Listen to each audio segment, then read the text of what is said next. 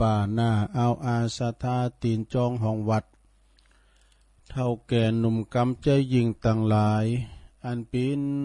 กีฬาณนุภาถากสันนิบาลตันเข่าได้เปิดวิทยุเปิดเครื่องฮับฟังกันอยู่ตั้งบ้านตั้งจองตั้งหอตั้งเฮินกันอยู่ในเวลานี้เนาะเวลานี้ก็เป็นเวลาดีตีสามปลายมาสักน้อยเป็นรายการแหลกตีเป็นรายการสดนะมากันสดมากันโตปินบ่ใจเทปบอกเวลาใดวันนี้ก็รายการสัปเปเหละปกิณกะขอนลุงไก่แจงรายการเสียงธรรมแสงทองซึ่งวันนี้ก็ตกภาระนาทีของตนโตแห่งอาตมาภาพเก่ากระผมตุลุงนันชัยวัฒนาคเสโนแห่งวัดพระธาตุดอยน้อยตำบลดอยหล่ออำเภอดอยหล่อจังหวัดเชียงใหม่ก็ได้มาบริหารเวลาดำเนินรายการมามาจาชั้นญาติมิตรพี่น้องเดียวกันเพราะว่าเป็นเวลาตุลุงนี่ก็จะมีวันพัดวันศุกร์วันเสาร์พัดเมื่อแรงโดยพัดเมื่อแรงก็พัดวันพัดเมื่อแรงแล้วก็พัดวันศุกร์วันเสาร์วันติดวันนี้มีเด้อพากลางวันก็บางคนก็มีคุณมาโทรถาม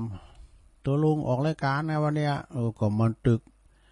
กวันศุกร์เด้อรายการน่ะวันติดวันจันทร์วันนั้นนี่ก็ติดจันทร์การปุดอันนี้ก็อาจารย์พระครูอภิวัฒนวิกรมเป็นดำเนินรายการแบ่งกึ่งกันเนาะสดาญาติโยมบางทีเพิ่นได้อยู่ก็เฮาแตนกันเฮาไม่ได้อยู่เปิ้นแตนแต่โชงนี้ก็มีพระอาจารย์เอาหลักแตนไปเป็นส่วนหนักเนาะตุลุงก็ไปช่วยการช่วยงานวัดไต่วัดเนื้อตัวเอกนะก่อนที่จะมาตักตายกันไปยาววันนี้วันเสาร์มีกิจกรรมเนอะเขาจะมีการโยงเข่าบาทโยงเข่าพระเจ้าสุมาขันเกี่ยวเจ้าตั้งสามจำลองจากวัดมาปิ้นที่บ้านนี่นะเขาเอาบ้านเขาปิ้นวัดในกรรมทบทวนความจำเนาะสร้างจินตนาการว่าเขาไปวัดลุ่มเดี๋ยวนี้ไอ้นะอีปออีเมเขาตีเปิมได้ไปวัดแต่หึงนะมึนนะแกตุลุงก็จะมาลืมเล่าความหลังเนาะพองก่อนนางอิงเสาวิหารพองก้าเอกใส่ยันเข่าบาดหยาดปกกันจำลองเหมือนเขาไปวัดเนาะกำเดียวก่อนตุลุงจะสวดมนต์ในเกินเนอลงบางเขาลงโอนเขาแม่บุญพินเขาลุกกันมาแล้วบอวันนี้ถ้าว่ามีเวลาปอก็จะเตทำตุอุ้ยหลวงพ่อบุญปันบุญญาธรรมโมก่อมป้อยาวเก่าแต่จับใจความได้นะมันก่อมป้อยาวทำนะทำของตุอุ้ยเดี๋ยวก็ว่ากันอ้าวไหวพักตึงลงตึงหลายไปลุกมาเด้อหลงนอนยุหานะมันเจ้าอยู่นอนไหวก็ได้ดู นอนไหวนอนวาในใจจะไม่วาดังเนอะวาในใจนะก่อยวาเดือดละอ่อนเขาจะตื่นเนาะอ้าวอะระหังสัมมาสัมพุทโธภะคะวาพุทธังภะคะวันตังอภิวาเทมิสวากขาโตภะคะวะตาธัมโมธัมมังนามัสสามิสุปฏิปันโนภะคะวะโตสาวกสังโฆ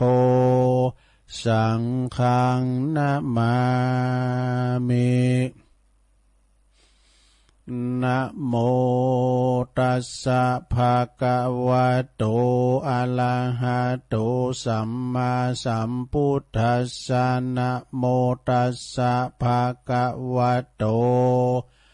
อะระหะโตสัมมาสัมพุทธัสสะนะโมตัสสะภะคะวันโต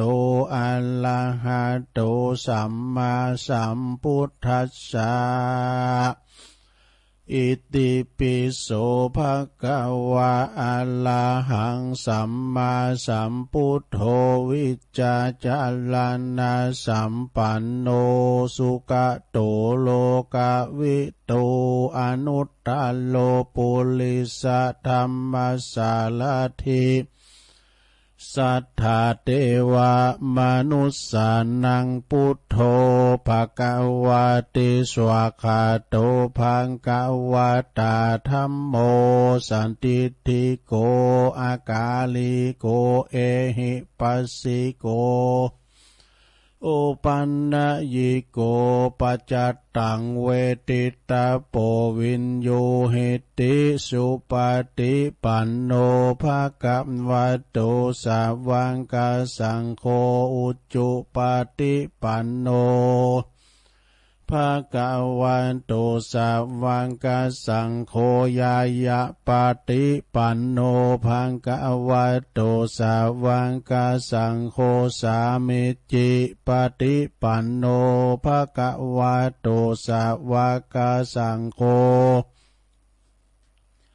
ยะติตังจัตตาลิปุริสายุคานิอัฏฐปุริสะปุคคลาเอสะภะคะวะโตสาวกสังโฆ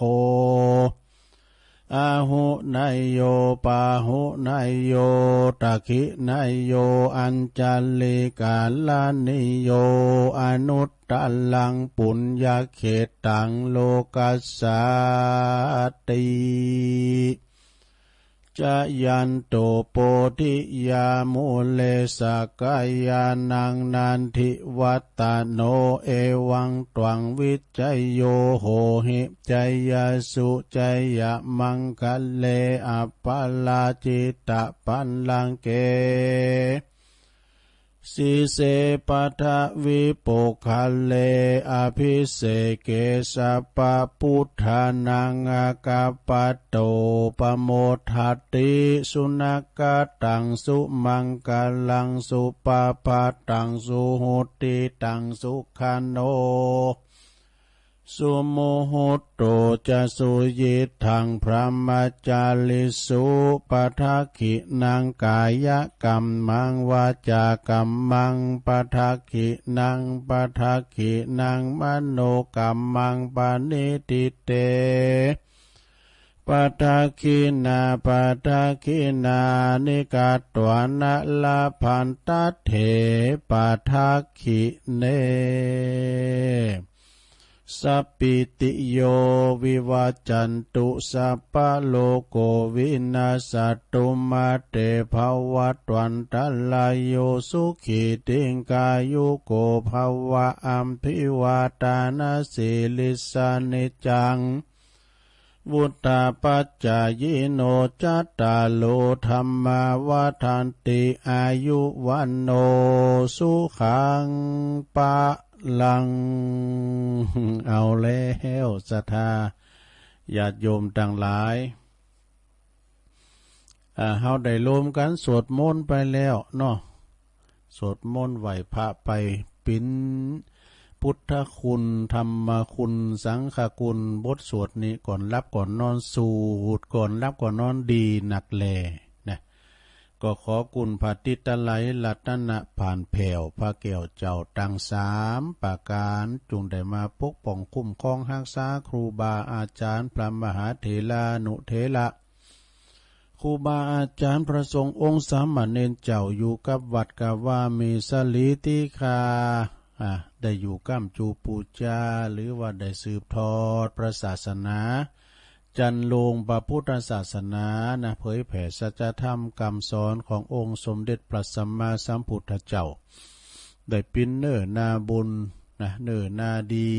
กับศรัทธาได้กราบได้ไหวยึดเหนี่ยวจิตใจเนาะพ่อแม่พี่น้องก็เหมือนกันได้ลงเนื้ออยู่ดีมีสุขเนื้อมีความสุขอกสุขใจสุขกายสุขใจสุขมีหลายแบบสุขเมืองบนสุขเมืองคุณสุขเมืองฟ้าสุขไปน่ะคือพระนิพพานใจสุขมีเมืองคุณมีหยังพองสุขมีเขาไว้กินสุขมีแผ่นดินไว้อยู่สุขมีกูนอนน สุขมีเงินมีคำติ้มไตสุขได้อยู่เฮิรนหลังใหญ่มุงกระดานสุขมีลูกมีล้านมานั่งเวทเฝ้าสุขของคุณเท่าก็นี่น่ะตื่นมาก็ฟังน้ำฟังธรรม จ้าละอ่อนเสียโอ้อายุ20 30 40นี่เขาลูกแลปวดเวลารับเวลาอาหารตายเนาะพักผ่อนสายตาการนอนหลับเป็นการพักผ่อนที่ดีที่สุดในโลกดู เอาต่อไปก็ขอขอบคุณทางสถานีบุญต่างๆที่เป็นมีคุณูปการแก่โสตประสาทหูเฮาตั้งหลายเจ้าข่าเนาะก็สถานีวิทยุเปิดการศึกษาพระพุทธศาสนาและวัฒนธรรม FM 104.50 เมกะเฮิรตซ์ ณ ที่วัดฝายหินตำบลสุเตปอำเภอเมืองจังหวัดเชียงใหม่โดยเมตตาบารมีธรรมอาจารย์ท่านพระครูสมุวิสุวัตวรกิจโจท่านอาจารย์พระครูเป็นคนลิงสัญญาณไปนำเอาเสียงในสู่ท่านผู้ฟังต่างบ้านต่างจองขอกราบขอบคุณเมตตาธรรมอาจารย์เด้อวิทยุคณะสงฆ์อำเภอฝางโดยมีพระเดชพระคุณหลวงปู่พระครูสุจิตตานุรักษ์ด็อกเตอร์เจ้าคณะอำเภอฝาง FM 100.25 เมกะเฮิรตซ์ตั้งอยู่ณที่วัดพระบาทอุดมนำบ่อสาวาสำนักวิปัสสนาตุปีเจริญโชติธรรมโมแห่งวัดสันโค้งอำเภอแม่อายรีโมทลิงยิงเข้าไปแล้วนำเอาเสียงนี้ไปเมืองฝางแล้วดูแม่อายชัยประการฝางฟังกันอย่างติมตีนะแล้วก็วิทยุแดนดินถิ่นล้านนาแดนดินถิ่นล้านนานี่ก็103.25 เมกะเฮิรตซ์ซึ่งตั้งอยู่ณที่บ้านฮงโงตำบลนำบ่อหลงอำเภอสันป่าตองคุณคุณรุจิสมบัติเงาคำเนาะเปิ้นก็ลิงสัญญาณไปปิ้นตีเรียบร้อยมนเสียงธรรมจากแม่แจ่ม106.25 โดยเมตตาบารมีธรรมหลวงพ่อพระครูมงคลวิสิทธิ์เด้อหลวงพ่อเจ้าคณะอำเภอแม่แจ่มบุตรวัดบุพารามตำบลช่างเครื่องหลวงพ่อก็ตั้งวิทยุสถานีวิทยุที่วัดทันเลยครอบคลุมไปกว้างไกลเด้อ106มาแพ้วเปียดอยเต่าเวียดูปุงไกลเด้อมาแพ้วดอยเต่าไปกันนะเนาะ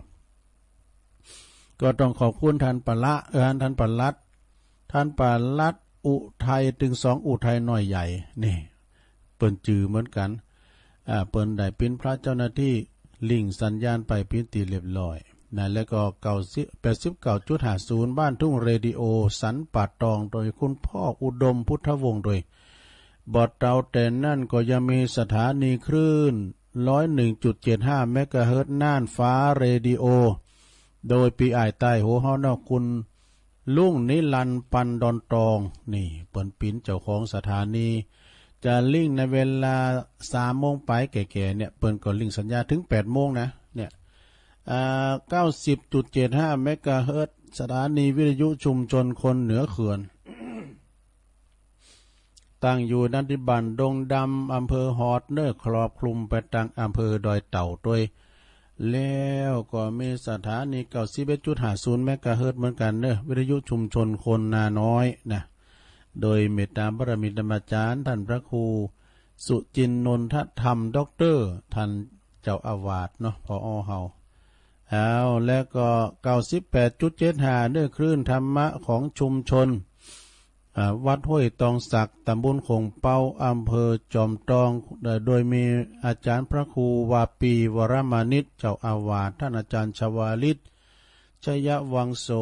พระเจ้าหน้าที่เปิ้นเกาะลิงสัญญาณไปพิธีเรียบร้อยเนาะตลอดถึงสถานีอื่นๆทั้งหลายสถานีจำเตเฮาก็ได้เอ่ยไปแต่แล้วก็เปิ้นฟังหลายระบบออนไลน์ระบบFacebook จากวัดฝายหินก็ดีเนาะขอบคุณเด้อเอ่ยไปแล้วเนาะสดาญาติโยมเปิดเฮาฟังเอ่ยไปหาบทโทษประกอบไปเพิ่นก็จะน้อยใจเนาะจากนั้นก็ขอบคุณเด้อวันนี้ตะลงกับ วันเสาร์เนอะสุกเอาเราเสาร์เอาหน่วยทำแล้วลงเอ้ยวันเสาร์ตี27วันนี้แล้วดูเลยทำวันเดียวผมพุกนะวันที่28ก็จะเป็นวันสุดท้ายของเดือนกุมภาพันธ์เนาะโอ้สุดซ้อยมานี่เดือนนี้ก็มีกินมีตานหลายอย่างเป็นวันมาฆะปูชาโดยวันวาเลนไทน์โดยเดือนกุมภานี่นะที่แรกก็จะมีต่างเป่าก่อปล่อยลงก็มีหลายตีเป็นก่อนเลินไว้ก่อนนะฮะมันจะยกเลินกันแล้วเลินไว้ก่อนไอ้น่ะเนาะแต่ว่านี่ก่อนได้ไปเป็นตัวแทนเมตตาบารมีธรรมหลวงพ่อพระครูสาธุกิจจันนันท์แต่ว่านี่โอ้หลวงพ่อยกแยกไปในบ่ได้เพราะว่าอย่างตั้งเจ้าหน้าที่ทหารนะก็มีท่านพลตรีดำรงคงเดชนะผู้อำนวยการสำนักงานพัฒนาภาค3หน่วยบัญชาการทหารพัฒนาหรือว่ากลปนี่นะเปิ้นนำปาเอาทหารเปิ้นมาแวดเจดีคือเวียนเทียนนะเวียนเทียนกันโอ้รถป้อมมิที่จอดเหมือนกันเด้อตั้งเจ้าหน้าที่ทหารเปิ้นมาแล้วก็เปิ้นก็เลยให้ตูลุงไปแทนไปไหนตูลุงก็ไปเจริญพระพุทธมนต์สื่อโพราชาตาประจำปีของวัดพรหมมงคลท่าล้อนี่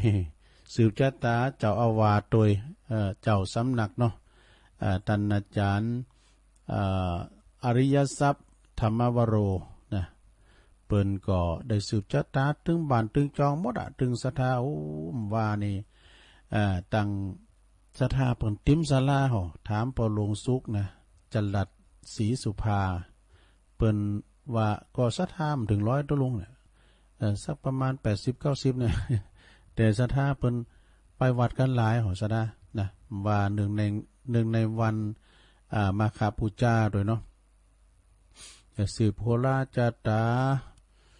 ก็มีเมตตาบารมีธรรมหลวงพ่อพระครูสุมเมธธรรมเสวีเปิ้นก็เป็นประธานหลวงพ่อพระครูพิพาทวรคุณเจ้าคณะตำบลอาจารย์พระครูกัลยาณปราโมทย์อาจารย์พระครูพระอาจารย์เนี่ยนะพงศกรกัลยาณธรรมโมอันนี้วัดอันนี้เด้อวัดปีวัดนองกันไปอยู่วัดวังขามป้อมอาจารย์พงศกรนี่พี่น้องตั้ง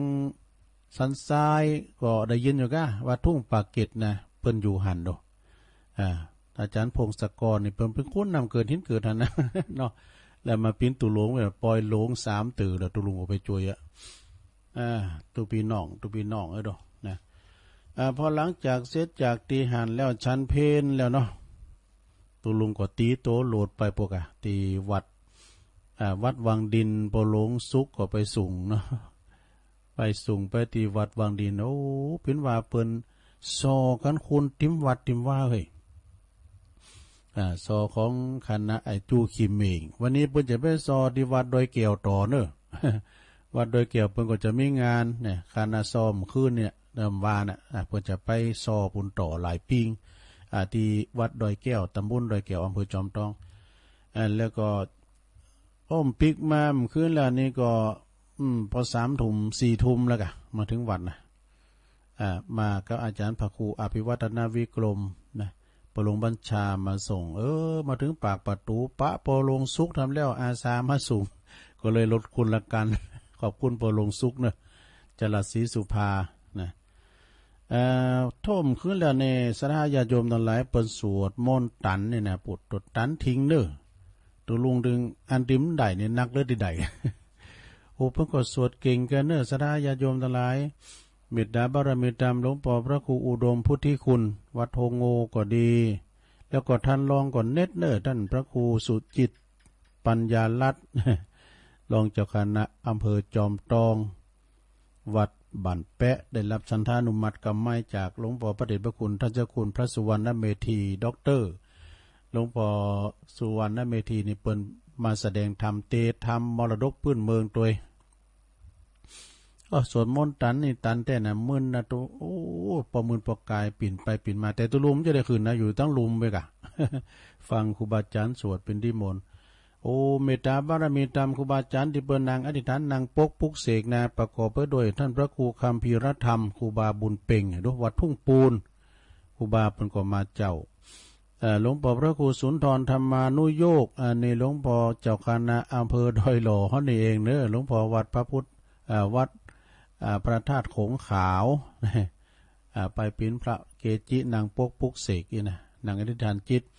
โอ้แล้วก็เมตตาบารมีธรรมหลวงพ่อพระครูโสพลจันทคุณครูบาเจ้าภัยจิต90 ปีแล้วเนอะครูบานะครูบาเจ้าภัยจิตนี่นะเปิดอยู่วัดป่าย่างนะหรือว่าบันเหล่ายาตำบลเหล่ายาเป็นพิธีปรึกษาแล้วก็ที่มาเจ้านะตะวันย่ำตกถ้าเปินมาก่อนแล้วมีความกระชับกระเฉงมีความเก่งนะมาถึงงานก่อนแต่เป็นดี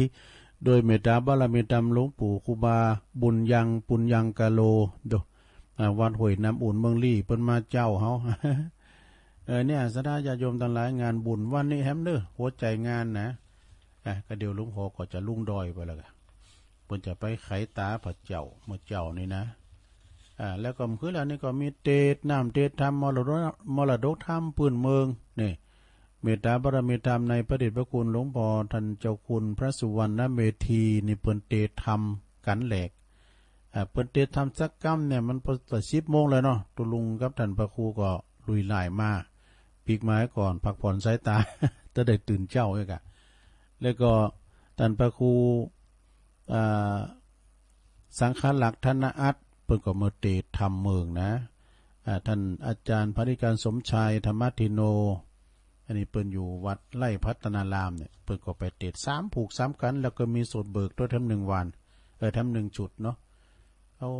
บทเต่าแต่นั่นก็ยังมีโกนเขาติบโอ้ได้รับความอนุเคราะห์จากท่านพระอธิการพระอธิการจีรเดชอนาลโสตุปิเดชนิปาทีมงานเขาเปิดเนี่ยปตไปทั้งมือกลางวันนะโกนเขาติบตัวนี่งานบุญใหญ่สถาญาติโยมทั้งหลายแล้ววันนี้ก็หลังจากเสร็จจากเมื่อเจ้านี่เนาะไขตาป่าเจ้าเบิกเนตรเสกซ่อมย่อมยศตั้งสิ่งปลูกสร้างตลอดถึงพระพุทธรูปเจ้าปิมปาองค์ใหญ่องค์น้อยองค์ใหม่องค์เก่าเรียบร้อย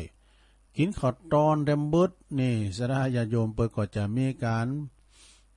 ทำพิธีในการสวดถอนสิมาแล้วก็ตัดไว้ลูกนิมิตกันต่อไปนะอันนี้เฉพาะวัดวังดินเนี่ยเราลงเด้อวัดวังดินนะตำบลขวงเป้าอำเภอจอมทองเนี่ยโอ้เปิ้นปิ้นการเอาการแตะเดิมขึ้นแล้วนี่ก็คุณแม่จันฟองคุณเชิดพงษ์กิ่วแก้วตระกูลกิ่วแก้วเปิ้นไปเนาะแล้วก็บริษัทเพชรอินทรีย์ทรานสปอร์ตนะเปิ้นก็ปากันไปเป็นเจ้าภาพเก่านะวันนี้ตุลุงหลังจากออกรายการแล้วก็จะต้องไปจวยทำกรรม1แถมปากกัดตอนปลายเปิดจัดตัดไว้ลูกนิมิตเต็มบึดเนาะวันนี้วันสำคัญไปเนอะโฮงตาลมีปีนร้อยปุ่นนะ มีปีนร้อยปุ่นนะโฮงตาลแล้วก็จบจากงานตัดไว้ลูกนิมิตก็ตีโตโหลดปฏิวัติแพร่โป่งแพร่โป่งก็ก็จะได้ช่วยการช่วยงานวัดแพร่โป่งเสซบกุบาแถมเนาะโอ้ไปตังนอกเลิงไปหน่อยในสถาเฮาจะได้ประกาศเสียงประกาศข่าวสารงานบุญก่อแถมบึดก่อนเนาะแถมบึดก่อนตอนนี้ไปตัวลุงก็เอาอันนี้มาไว้เกินเน้อโยงเข้าบาทก้าเพราะว่าเป็นวันนั้นเสาร์นี่ก็ตามที่เฮาได้สัญญากันว่าถ้าเป็นวันเสาร์นี่เฮาจะทบทวนสมองเนาะจำลองการทำบุญตักบาตร ก็จะมีหยังก็จะมีโยงเข้าพระเจ้าโยงเข้าบาตรหยังอีกแล้วก็จะมีสุมาสุมาเต็มเมียสุมาขันเกี่ยวตั้ง3เนี่ยสุมาขันเกี่ยวตั้ง3เนี่ยมีอยู่แล้วก็จะมีการไหว้พระรับศีลนำเนินศรัทธาเด้อไหว้พระรับศีลแถมเปิดบ่หือเป็นการเสียแก่เวลาเนาะเอาก็จะได้ตองกรรมนี่สมมุติว่าไปวัดนะลงเนาะสร้างจินตนาการเอาเนี่ยก็เดี๋ยวก็รับไปกับเหมือนไปวัดแต่มันถึงอ่านดูเฮาไปวัดไปว่าสมัยฮอดเตียวได้ไปปีนไปใส่ขันแก้วตั้ง3นี่ เปิ้นว่าหือพองไม่หลงขันแก้วทั้ง3เปิ้นก็ว่าพุทโธอะระหังแจงหนึ่งนี่ว่าธัมโมปัจจตังแจงหนึ่งสังโฆยติตังแจงหนึ่งเนี่ยกะเนาะกำได้หยังก็เป็นนะพุทโธธัมโมสังโฆก็ได้ลงเนาะใส่ขันศีลขันสุมาใส่ขันแก้วทั้ง3เรียบร้อยก็ไปใส่ขานุ่มๆเลยเนี่ยเอาข้าวน้ำกำกินข้าวน้ำโภชนะอาหารก็ไปใส่โก้เข่า ใส่โก้เข่าปิ้นตีปิ้นอย่างไว้มันก็ประเพณีไผมันเนาะสะดาเนาะเฉพาะถิ่นแต่บางพองนี่เปิ้นก็อันไปใส่ข้าวบาตรแล้วก็ไปพร้อมหยังพอหือก็พอเปิ้นจะไปลำใหญ่อยู่ ใส่ข้าวใส่ข้าวน้ำกำกินให้ก็ไปไอ้น่ะท้องมันมาตันบนขาตุเอาละเนาะสดาญาติโยมทั้งหลายพอจานเมื่อไหนเอาพอจานโหวันนี้มาหลายอยู่เหมือนกันเด้อพอจานปอลามเขาเอาใจโยงเข่าพิฆาหารเด้อสดาญาติโยมทั้งลุมทั้งลางอยู่นิ่มกันเด้อจะไปเดินกันเอาพอจานจะว่าแล้วว่าพออาจารย์จะว่าละโยงสุมาเข่าพิฆาหารเด้อว่าโดยการพร้อมกันไปเลยนะมาเมโตปาบุภาลาจาตาเนโอตานาปิกาหาลัตตาเนสหปาลิวาลัตตาเนวัลลาตาขินายเยกายะตัวเลวาจิตัวเลมโนตัวเลสันจิจะปามาเตนาวาอาสันจิจะปามาเตนาวากายกรรมเมนาวาวาจิกรรมเมนาวามโนกรรมเมนาวาอาติตาโตสังปัจจุปันนโตสังสัพพังโตสังคัมมันตุโนตุติยัมปิตติยัมปินะมาเมตุปะบุภาลาจาตาเนโอตานาปิกาหาลาตาเนสหปาลิวาลาตาเนวัลลาตาขินายเยกายะตัวเลวจิตัวเลมโนตัวเลสันจิจะปามาเตนาวาอสันจิจะปามาเตนาวากายกรรมเมนาวาวาจิกรรมเมนาวามโนกรรมเมนาวาอติตาโตสังปัจจุปันนโตสังสัพพังโตสังคัมมันตุโนเรียกไว้อย่างแล้วลงเอ้ย ตอนนี้ไปพอลามติบมาแน่พอลามติบเอิญเขาละตอนนี้ไปเลยพี่น้องบ้านเรา พอลามติบมันมองนะพอลามติบนี่นะตอนไหนพอเส้นมือว่าตอนนี้ไปพี่น้องบ้านเราเลยไฟฟ้าก็รับเลยไฟฟ้าดับใจปากเป่าเอาโยงเข้าพระเจ้าเด้อ พอลามติบสาธุโอกาสาอิมังโอตานาปินดีปาตังโหไปใจจะได้ ใจเรียกว่าพิษอิมังโอตานาปินดาปินดีปาเถิบใช่กะนี่พิษกะโอ้ตรุงมาพิษอาจารย์มาใจพิษนี่ตู้นี่ว่าพิษก็ลำติบอิมังโอตานาปินดาเนี่ยอันนี้พิษได้กันนะมันพิมพ์พิษมัน ไอ้ดอยเนี่ย ติลตานานังสากาจังเตมาปูเจมาตุมาอิมังโอตันนาปินดิปัตตังตาหัวไปสิ เอาเขาขอยิงพิษกับเต้พอยี่อันนี้มันใจลายกัน เดี๋ยวตั้งใจใหม่นะลงเนอะ ใจว่าผู้จานพอขาดแขนนั่นโยงเขาเดี๋ยวแต่อิมังโอตานาปินดาตานังติลาตานานังสากาจังเตมาปูเจมาตุติยามปิอิมังโอตานาปินดาตานังติลาตานานังสากาจังเตมาปูเจมา ตาติยามปีอิมังโอตานะปินดาตานังติลัตานานังสากาจังเตมาปูเจมาติกาลตังหิตายาสุขายะยาวานิปานายาสังวัตันตุโนว่าเต้นในหลวงวันเต้นกะอาจารย์อาจ้าผมกลับไปหาวให้กะ อ้าวต่อไปเด้อโยงเข้าบาทเด้อก้อยๆเจาะใส่เก่าใส่โหโยงเข้าซุกโยงเข้าซุกหาใส่กะติก็แง้มปากไขฝาไขเข่าแอบเข่ากองหมอเข่าปุ๊กเขาหมอไปกล้ามันนักนี่ ว่าพร้อมกันไปเลยโยงเข้าบาทสาธุโอกาสะโอตานาปินดิปาตังตานังนิปานาปัจจโยโหนตุโนนิจังโอตานาปินดิปาตังตานังนิปานาปัจจโยโหนตุโนนิจังโอตานาเป็นดิปาตังตานังนิปานาปัจจโยโหนตุโนนิจังเอาแล้ว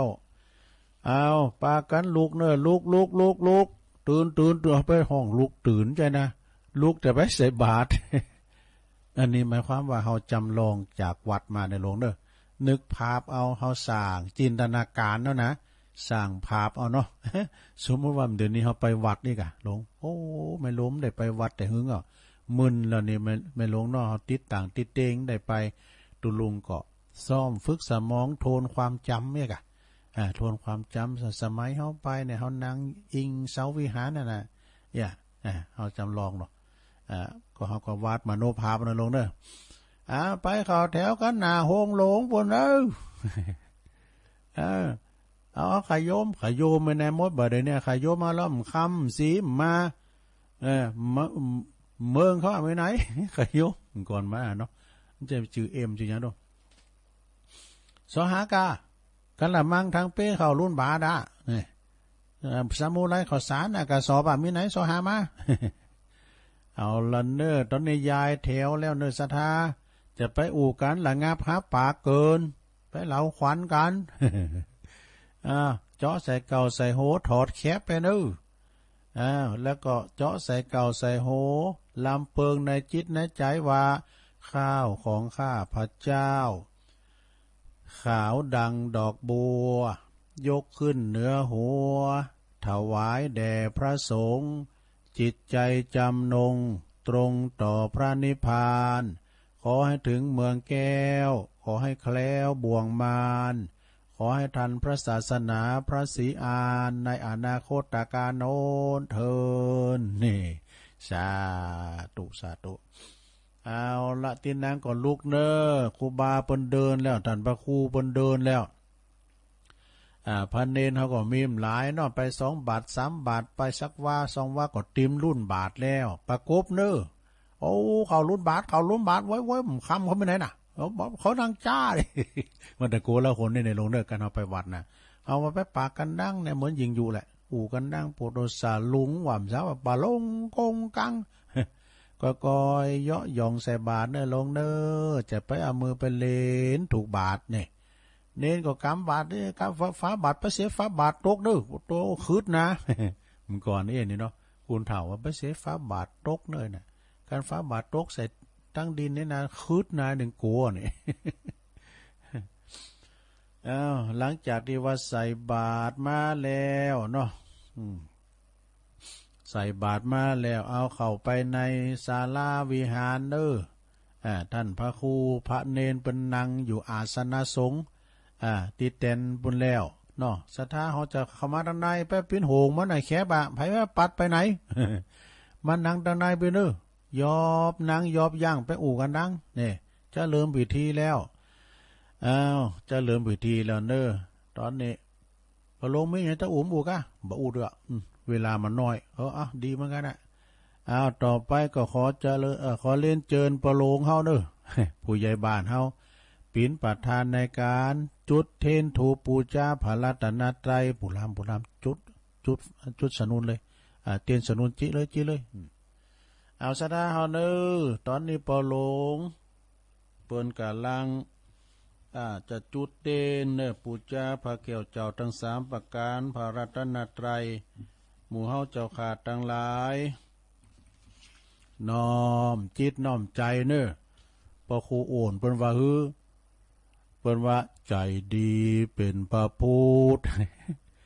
ใจบริสุทธิ์คือพระธรรมใจงามคือพระสงฆ์พระพุทธช่วยทำพระธรรมช่วยแต่งพระสงฆ์ช่วยแจ้ง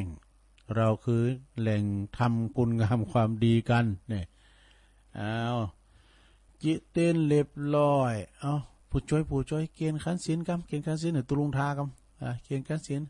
เอาละเนอตอนนี้เนอสถาญาโยมได้เวลาสมสมัยจะได้ไหวพระรับศีลไหวพระมันจะไหวละจะได้รับศีลเนอ ต่างอกต่างใจเนอเอาพอจานเอาเลยมันลาแล้วเนาะเอาลัทนาศีลเนอพร้อมกันเนอมะยังพันเตติสัลลันเนนะสหปัญจศีลานิยจามะตุติยัมปิมะยังพันเตติสัลลันเนนะสหปัญจศีลานิยจามะตติยัมปิมะยังพันเตติสัลลันเนนะสหปัญจศีลานิยจามะนะโมตัสสะภะคะวะโตอะระหะโตสัมมาสัมพุทธัสสะนะโมตัสสะภะคะวะโตอะระหะโตสัมมาสัมพุทธัสสะนะโมตัสสะภะคะวะโต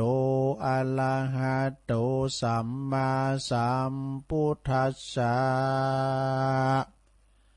พุทธังสรณังคัจฉามิธัมมังสรณังคัจฉามิสังฆังสรณังคัจฉามิตุติยัมปิพุทธังสรณังคัจฉามิตุติยัมปิธัมมังสรณังคัจฉามิ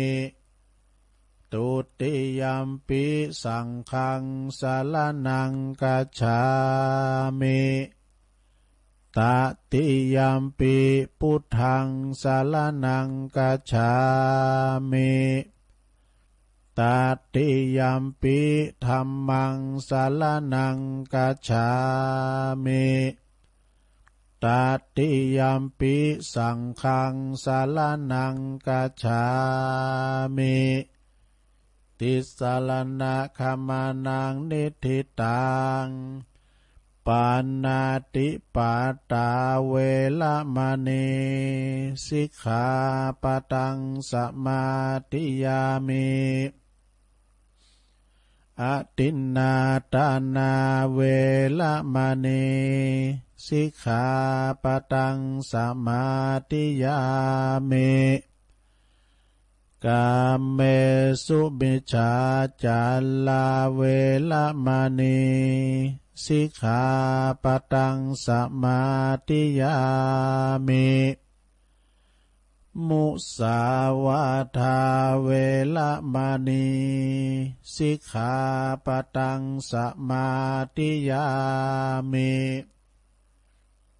สุราเมรยะมัชฌะปมาตฐานาเวละมณีสิกขาปะทังสมาธิยามิอิมานิปัญจสิกขาปทานิสีเลนะสุขติงยันติสีเลนะโภคสัมปตา สีเลนะนิปุติงยันติตัสมาสีลังวิโสทะเยสาธุสาธุสาธุโอ้กัดหูดังเลยลงเด้อไปยังกดอดฟังไปเนาะเอาละสราญาโยมทั้งหลายบัดเดี๋ยวนี้ก็ไหวพระหับศีลแล้วก็เดี๋ยวพอจานก็จะได้สุมาโคตานสักน้อยแต่ตุลุงเหมาหน่อย แล้วก็จะได้เก่ากำถวายไปเอามือให้ในบุจานเด้อเขาจะไปโซนลำไยอยู่ ไปเอามือให้ต้องพอพองคุณเฮามันถลากันพองก็ไปถึงบ้านก็รับโอ้ตะวันนี่สักเสือนเยินยอแต่เนอะพี่น้องต่างบ้านนั่นเนี่ยบ้านปะลงอันนั้นน่ะนะบ้านตาล่อโอ้ตึงยิงตึงใจนี่เปิ้นห้องเปิ้นนั้นอาราธนาศีลอาราธนาธรรมเนี่ยดังขนาดน่ะโธ่โอ้เขาทาเนี่ยไม่ยิงกล้าประจายกล้าเปิ้นว่าขี้เดียวกันหมดเปิ้นว่ากันดังโอ้ว่านี่เอาแต่กะหลังจากที่ไหวพระรับศีลแล้วปิ้นตีเรียบร้อยเนาะสถาตามกุฏเตอตุลุงก็จะมีแผวอันนั้นบ่ล่ะมีหยังตรงมีอันแผ่เมตตาสัพเพสัตตาอย่างกะเอาอันนี้มาไว้หน่อยเนาะอันนี้ก็ปิ้นตำ5ของอาจารย์ท่านพระมหาธีรพันธ์ธีรกิติอาจารย์มหาเบลปท9เจ้าคณะตำบลหนองหล่องเจ้าวาดวัดต้นพึ่งนะต้นพึ่งตุลุงแดงเปิ้นพิมพ์ถวายอันนี้นะพิมพ์ถวายครูบาอาจารย์ตียามเปิ้นสืบชะตาสืบชะตาที่วัดต้นพึ่งแล้วก็เจ้าบ้านเจ้าจองด้วยนะเปิ้นเอากุลเนอะอันนี้นะเป็นกุลต่างๆนะมีกุลต่างแต่โทษหลายก็ได้ลองฟังมาได้ลงเด้ออิติปิโสภะคะวะอะระหังสัมมาสัมพุทโธข้าจักยกมือไหวกา10 นิ้วขึ้นตั้งข้าจักยอกุณถวายบังคมนามัสการข้าจักไหวคุณพระปิตามีอยู่21 โกฏาคุณพระมารดามี12คุณพระโพธิ์ศพมี39คุณพระพุทธเจ้ามี56คุณพระสัทธรรมเจ้ามี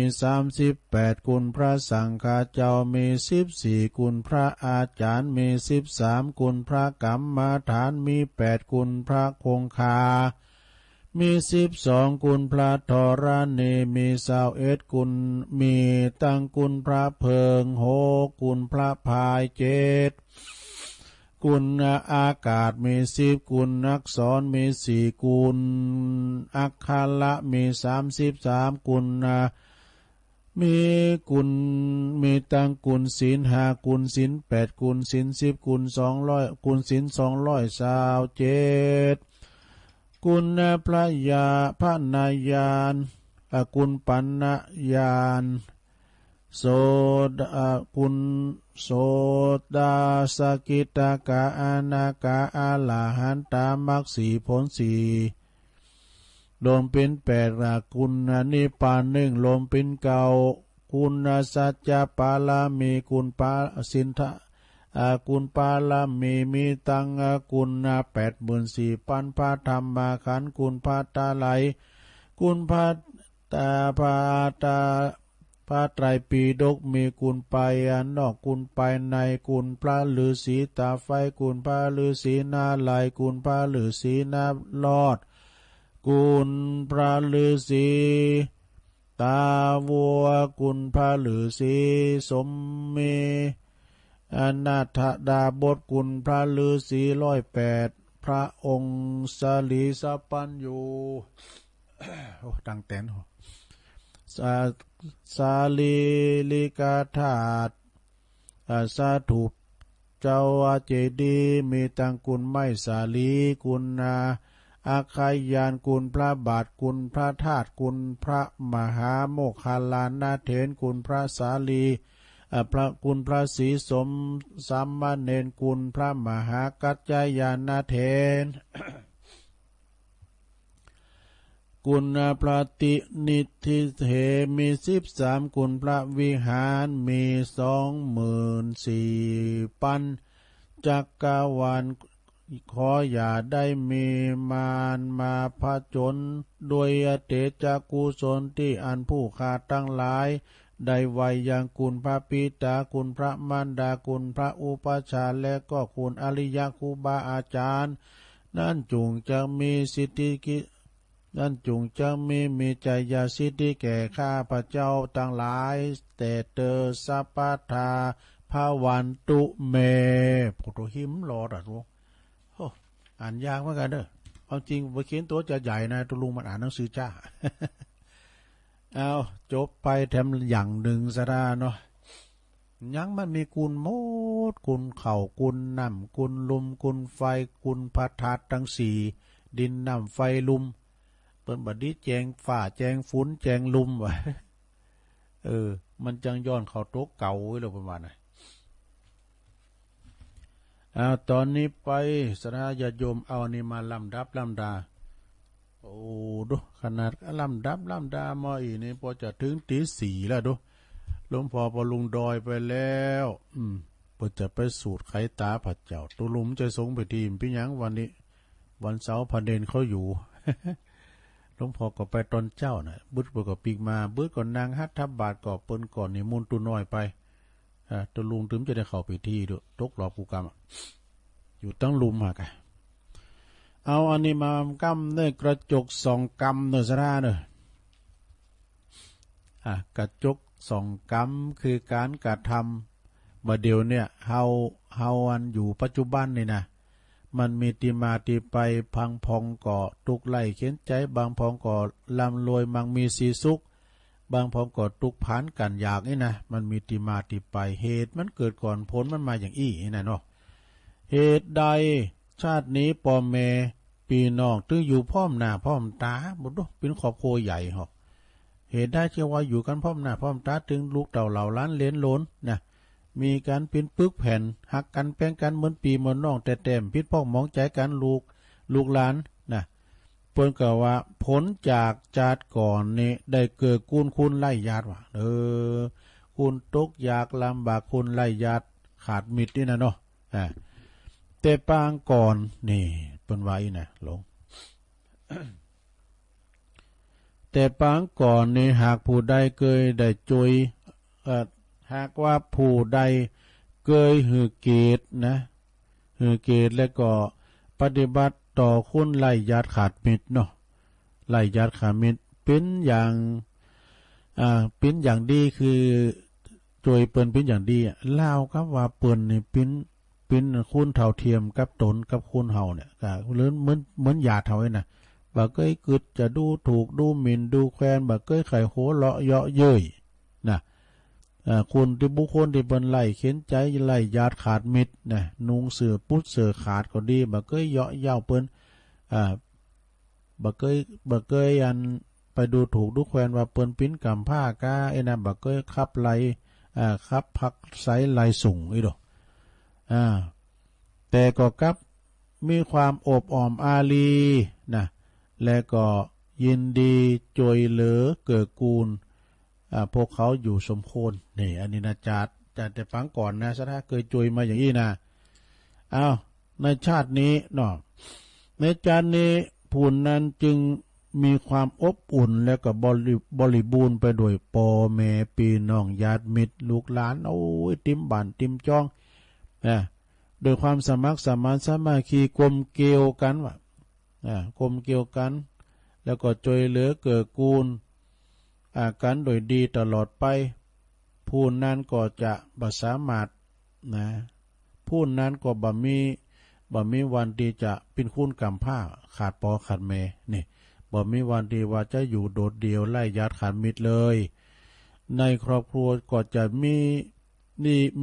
อยู่ดีมีสุขสมบูรณ์แล้วก็มีพ่อมีแม่คอยสอนเป็นหลักให้ความอบอุ่นแล้วก็คอยค้ำจุนโดยญาติพี่น้องพลังพร้อมไปเลยนี่ อันนี้ก็จบลงไปนะซะได้หันเปิ้นตกตุกได้ยาเขาก็ช่วยเหลือเปิ้นไปเนาะเปิ้นมาก่อนนี่เปิ้นขอเข่าขอยันเนี่ยคนตุกตะอยากจนพเนจรแต่ลุ่มก่อนนะเปิ้นเรียกว่าเปิ้นขอไปกินนะเอาถุงนี่ก็ถุงเมืองเขาเนี่ยแต่ใส่เตียวปุ๊ดเตียวขาดก็เตียวได้ไปพินน้ำจะตาบอดอย่างนี้ละคือคุณดีน่ะเตียวมาก็ซักเต้ามากกนี่ มันนั่งอยู่ครับตัวโหเฮากล้าอย่าเข้าไปกุมเขาอ่ะลูกหลานเอ้ยพ่อขอเข้าซะหน่อยเต้อ เอาเข้าปันไปให้จอกนึงน่ะเปิ้นปันป้อนจะดีละเปิ้นปันป้อนจะดีแล้วก็หมาเห่าเนาะโธ่ หมาเห่าไว้นี่อันนี้ก็หมายความว่าจวยเหลือเปิ้นได้ไปรังเกียจเด็กฉันเปิ้นเปิ้นตกทุกข์ได้ยากไล่ญาติขาดมิตรนี่นะตอนนี้ไปตุลุงก็เวลาเหลือหลายตุลุงจะว่าทำซะน้อยก็ทำตุอุ้ยนะหลวงพ่อบุญปันปุญญาธรรมโมเกี่ยวกับการเกิดแก่เจ็บตายนี่เหมือนกันน่ะเจ้าภาพวันนี้ก็มีอยู่3ซองก็เดียวกันพี่น้องตาหล่อเนาะตาหล่อเปิ้นลมทำบุญมาขอเป็นเจ้าภาพกันเตดนี่นะเดี๋ยวอ่านจื่อพอก่อนไผพวกนี้ปลงอันนั้นเนี่ยแม่นลงโนนนะอินตะปันกันนะปลงเนาะบันตาล่อเปิ้นได้เกิดอยู่ที่หาดมตัวน่ะเฮาใส่เม็ดตึดปากตึดหูดังเปิ้นยังหูจักอยู่นี่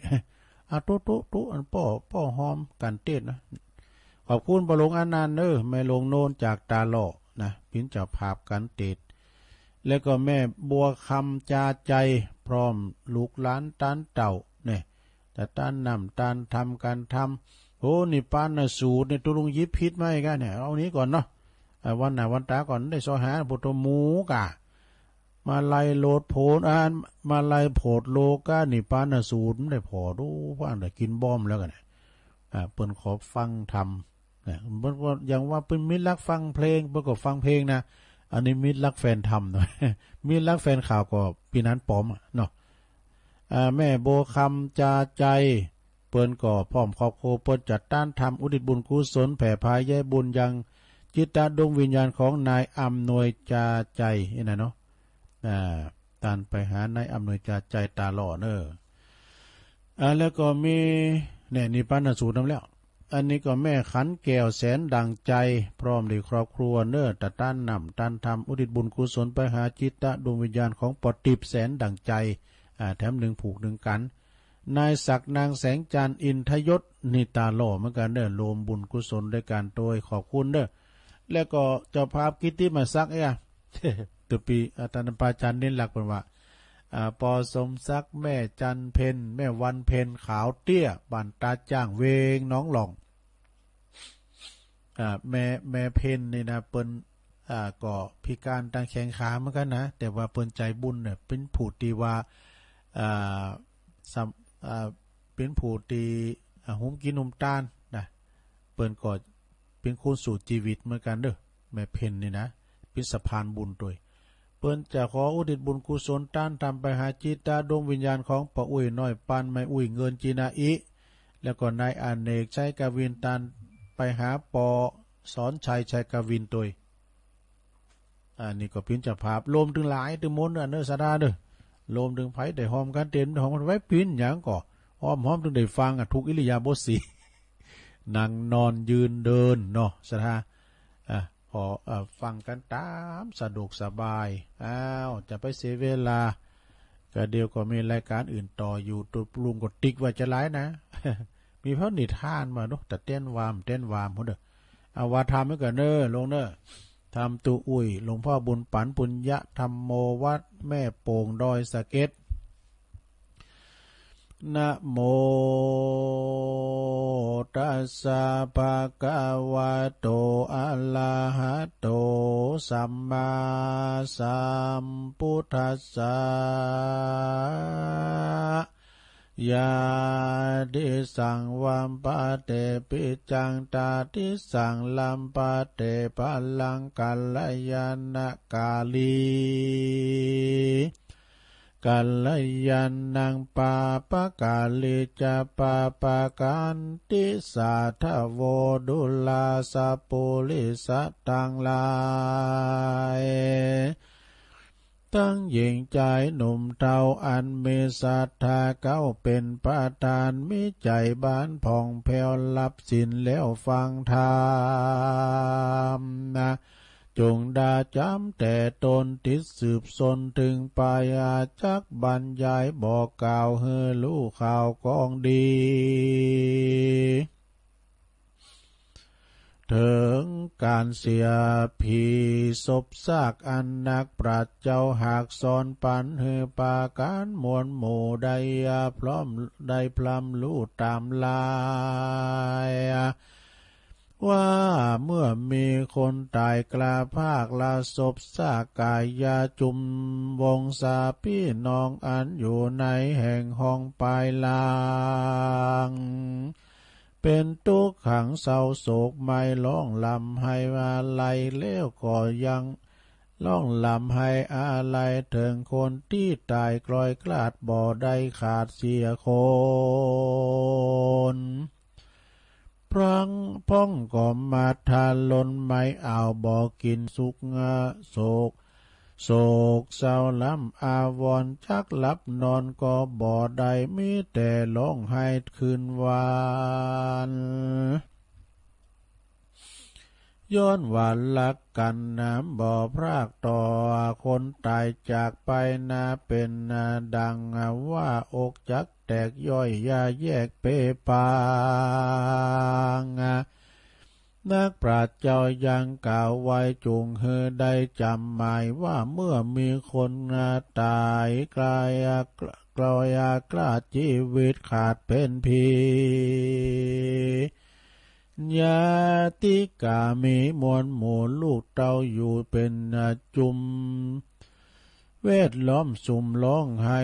อยู่ที่ไกลคนตายย่อมผิดลวงหลายแบบเบาอันนักปราชญ์เจ้าสอนมาว่าคนหมอหลานนามูบหมูบ่อาจรู้สันได้คนตายไปมวยมอดบ่อาจลอดคืนมาอัญญาติกาเจือเผาตั้งลูกเต้ายิ่งใจเวทล้อมยายมนหมู่ร้องไห้อยู่จอมกาลทุกย่อมหวันเอาไม่แก่ผู้ร้องไห้ได้กันว่าคนตายกลอยกาดกลอยกวนกึดถอยตามธรรมอัลละองค์คำตนโยเตสันนาโพธสอนมาว่าจุมสัตตามวลหมู่อันข้างอยู่โลกีย่อมหน้าตายนี่เสียงไข้บ่เว้นไว้ตัวได้ภัยจักตายไปเสียก่อนหรือตายย่อนไปลูนแล้วแต่บุญกรรมบาปอันนากายหยาบมัวดำอันใดกาตามสร้างไว้ตั้งแต่เดิมมาตั้งแต่ไทยเดิมที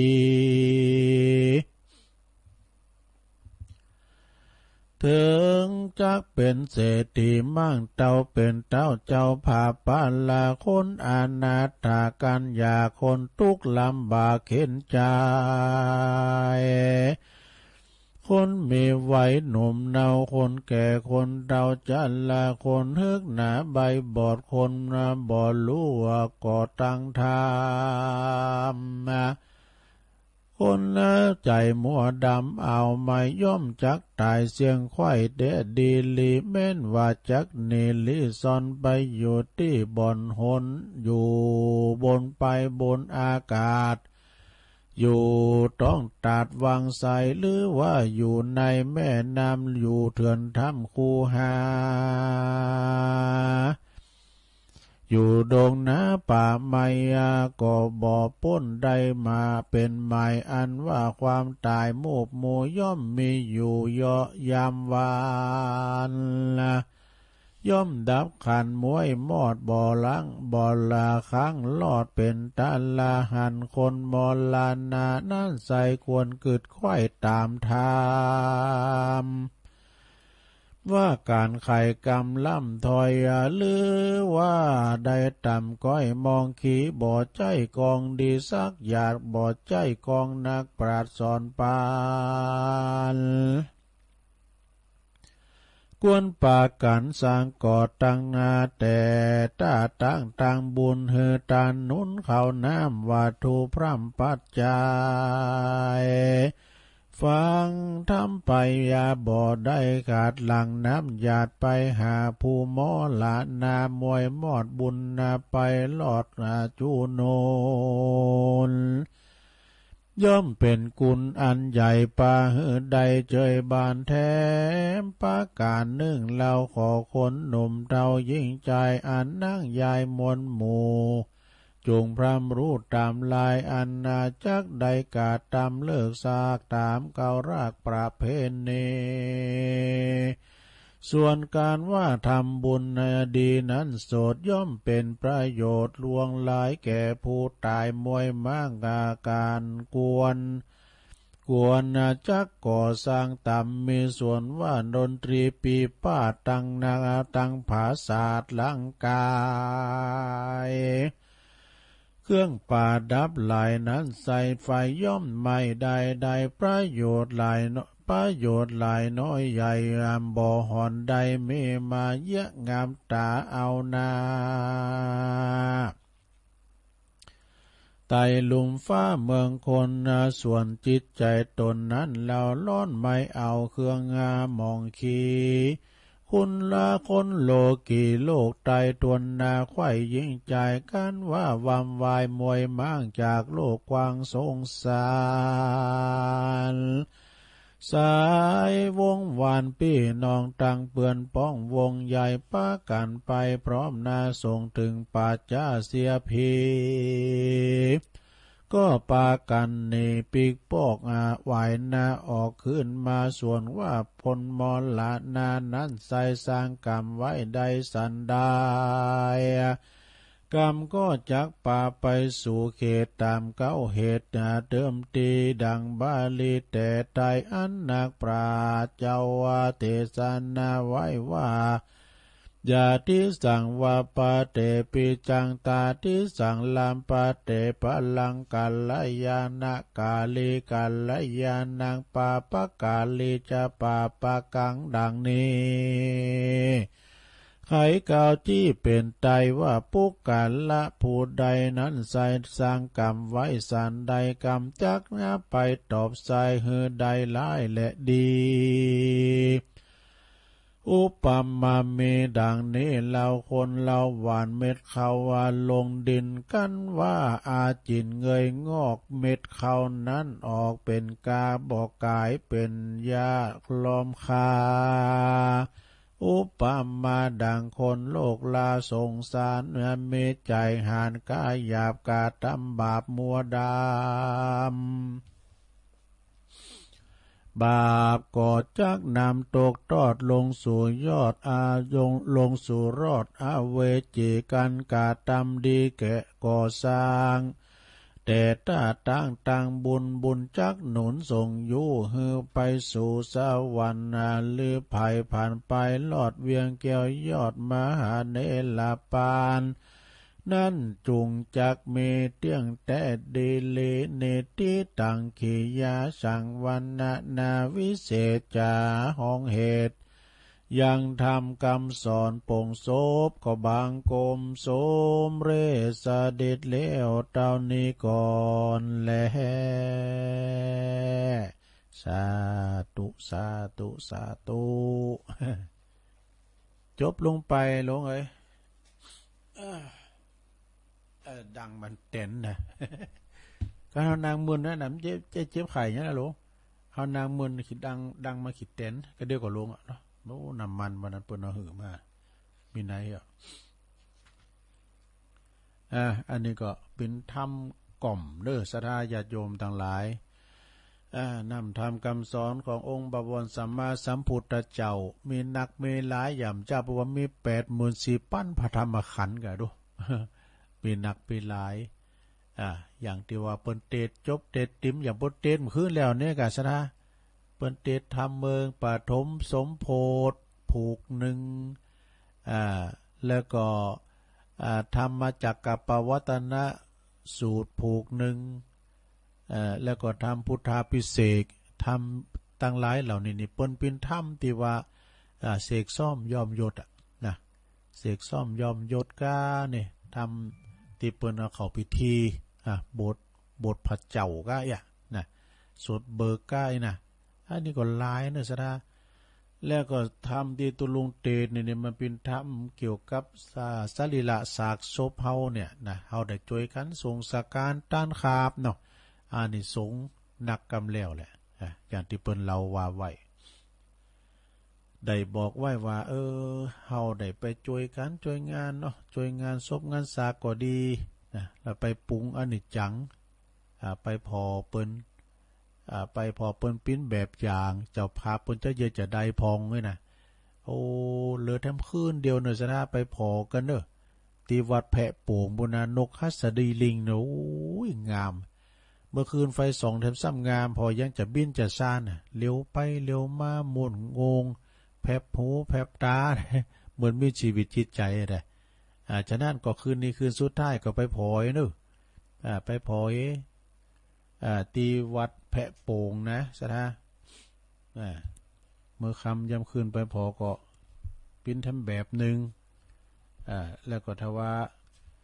คืนนี้ก็ไปฟังเทศฟังธรรมเป็นคืนสุดท้ายในที่ว่าองค์เทศในค่ำคืนได้รับความเมตตาเนอในพระเดชพระคุณท่านเจ้าคุณพระเทพรัตนนายกเพิ่นจะได้แสดงธรรมวันที่27เนาะเดี๋ยวถ้าโหลดประกาศอันนี้ก็ได้โยมเด้ออาจจะได้ประกาศข่าวสารงานบุญเนาะเวลาช่างมาไว้แล้วตุลุมาขี่อุทิศพระหน่อยนะก็เดียวกันเด้ออันนี้ก็วัดวังดินเด้อซะนะเด้อตื้อขึ้นมานี่แล้วนะเป็นหน้าแหลกวัดวังดินตำบลโขงเป้านะคืนแล้วนี่เปิ้นก็มือตุลุงปิกมานะตุปีเกี่ยวเปิ้นแป้งตีรับตีนอนจะดีตุลุงก็กับอันนี้กะปิ้นโหงกับ วิทยุเนี่ยกันนะมันก็พกไกลกันสักตัวใดแลพอลงสุกมาสูงย่ะแล้วได้พกขึ้นบุญนี่ไปนอนเด้อปุ่นไปนอนวัดทุงโป่งอัดแพะโป่งบนเด้อเพราะว่าพวกเจ้านั้นได้จัดรายการด้วยการจัดรายการคืนวันนั้นได้คือปู่จวยมาเลยมาสูงถึงคืน หับพิชอบดีเฮ้ยวันนี้ก็ไปกินไปตานกันที่วัดวังดินนี่เปิดจัดตัดไว้ลูกนิมิตผูกพระสีมาเนี่ยเริ่มแต่เต็มว่ามันซืนมาละเปิดปิดทองกันเอาว่านี่ก็คุณหนักคุณหลายตุลุงไปสืบชะตาที่วัดวัดพรหมมงคลท่าล้อเนี่ยหันก็คุณหลายไปที่วัดวังดินจำรู้หันไปผมใจไกลโอ้รถติ้มหน้าวัดหน้าว่าเพิ่นมีซอด้วยวะซอไอจูขี้เมงเขาต่างจันติบจอมตองเขาหนองพันนีเขาเราซอจันวันนี้อพยพไปซอปูนำละที่วัดดอยแก้ววันนี้ก็วันคำมันดอยแก้วก็ตำบลดอยแก้วนะตำบลดอยแก้วอำเภอจอมตองเครื่องเสียงของน้องดิวมิวสิกก็ดังแหงดีแล้วก็สระญาโยมวันนี้ก็เปิ้นไปไขตาพระเจ้าแล้วก็ถวายข้าวตุ่มเนาะจากหันมาเปิ้นก็เปิดโอกาสควายมากก็เปิดโอกาสหนึ่งสระได้ไปปิดทองกันนะเปิ้นมีวัตถุมงคลแจกอย่างด้วยก็ปากันไปกินประทานวันนี้โฮงตาลมีเป็นร้อยว่ะแต่จุดคัดกรองมาก่อนเน่นนาเด้อสแกนไข่วัดไข่ก้าล่างมือล่างยังเจียวกันเนี่ยมันก็เข้มแข็งจะไปประมาทกาจะไปตกนั่นกันเนาะ แล้วก็ภาคตอนบ่ายวันนี้ก็เวลาประมาณว่าสัก13 นาฬิกาหรือว่าบ่ายโมงนี่ก็เปิ้นก็จะมีการทำพิธีในการตัดไว้ลูกนิมิตกันต่อไปนะนิติวัดวังดินในโรงเนอะพระอธิการลุ่งโลดประภัสโรภัสโลนะฮะเปิ้นก็ปิ้นเจ้าอาวาสทุกปีแก้วเขาประหลวงบัญชาใจพยักแล้วก็ผู้จยเขาแล้วก็ตระกูลกิ่วแก้วคุณแม่จันฟองกิ่วแก้วคุณเชิดพงษ์กิ่วแก้วตลอดถึงตระกูลกิ่วแก้วทุกคนนะโอ้ขึ้นแล้วเพิ่นก็มากันจะหลายนะปอเล่งขจรเขาเนี่ยต่อไปงานต่อไปสระญาโยมทั้งหลายอันนี้ก็เป็นงานของวัดแพะโป่งเนาะประกาศเปิดนำกล้ามแพะโป่งก็คุณนักคุณหลายเนาะสถา โดยท่านพระครูศรีหธรรมรัตน์เนี่ยเปิ้นเป็นอดีตที่ปรึกษาเจ้าคณะตำบลอดีตเจ้าวาดวัดแพะโป่งโดยคืนนี้คืนสุดท้ายแล้วก็วันพุธนี้เป็นวันพระราชทานเพลิงศพอาจารย์ท่านพระครูวิบูลย์เจติยธรเปิ้นเป็นประธานในการงานครั้งนี้เนาะงานพระราชทานเพลิงศพเปิ้นบอกว่าจะเผาจริงนี่2 ทุ่ม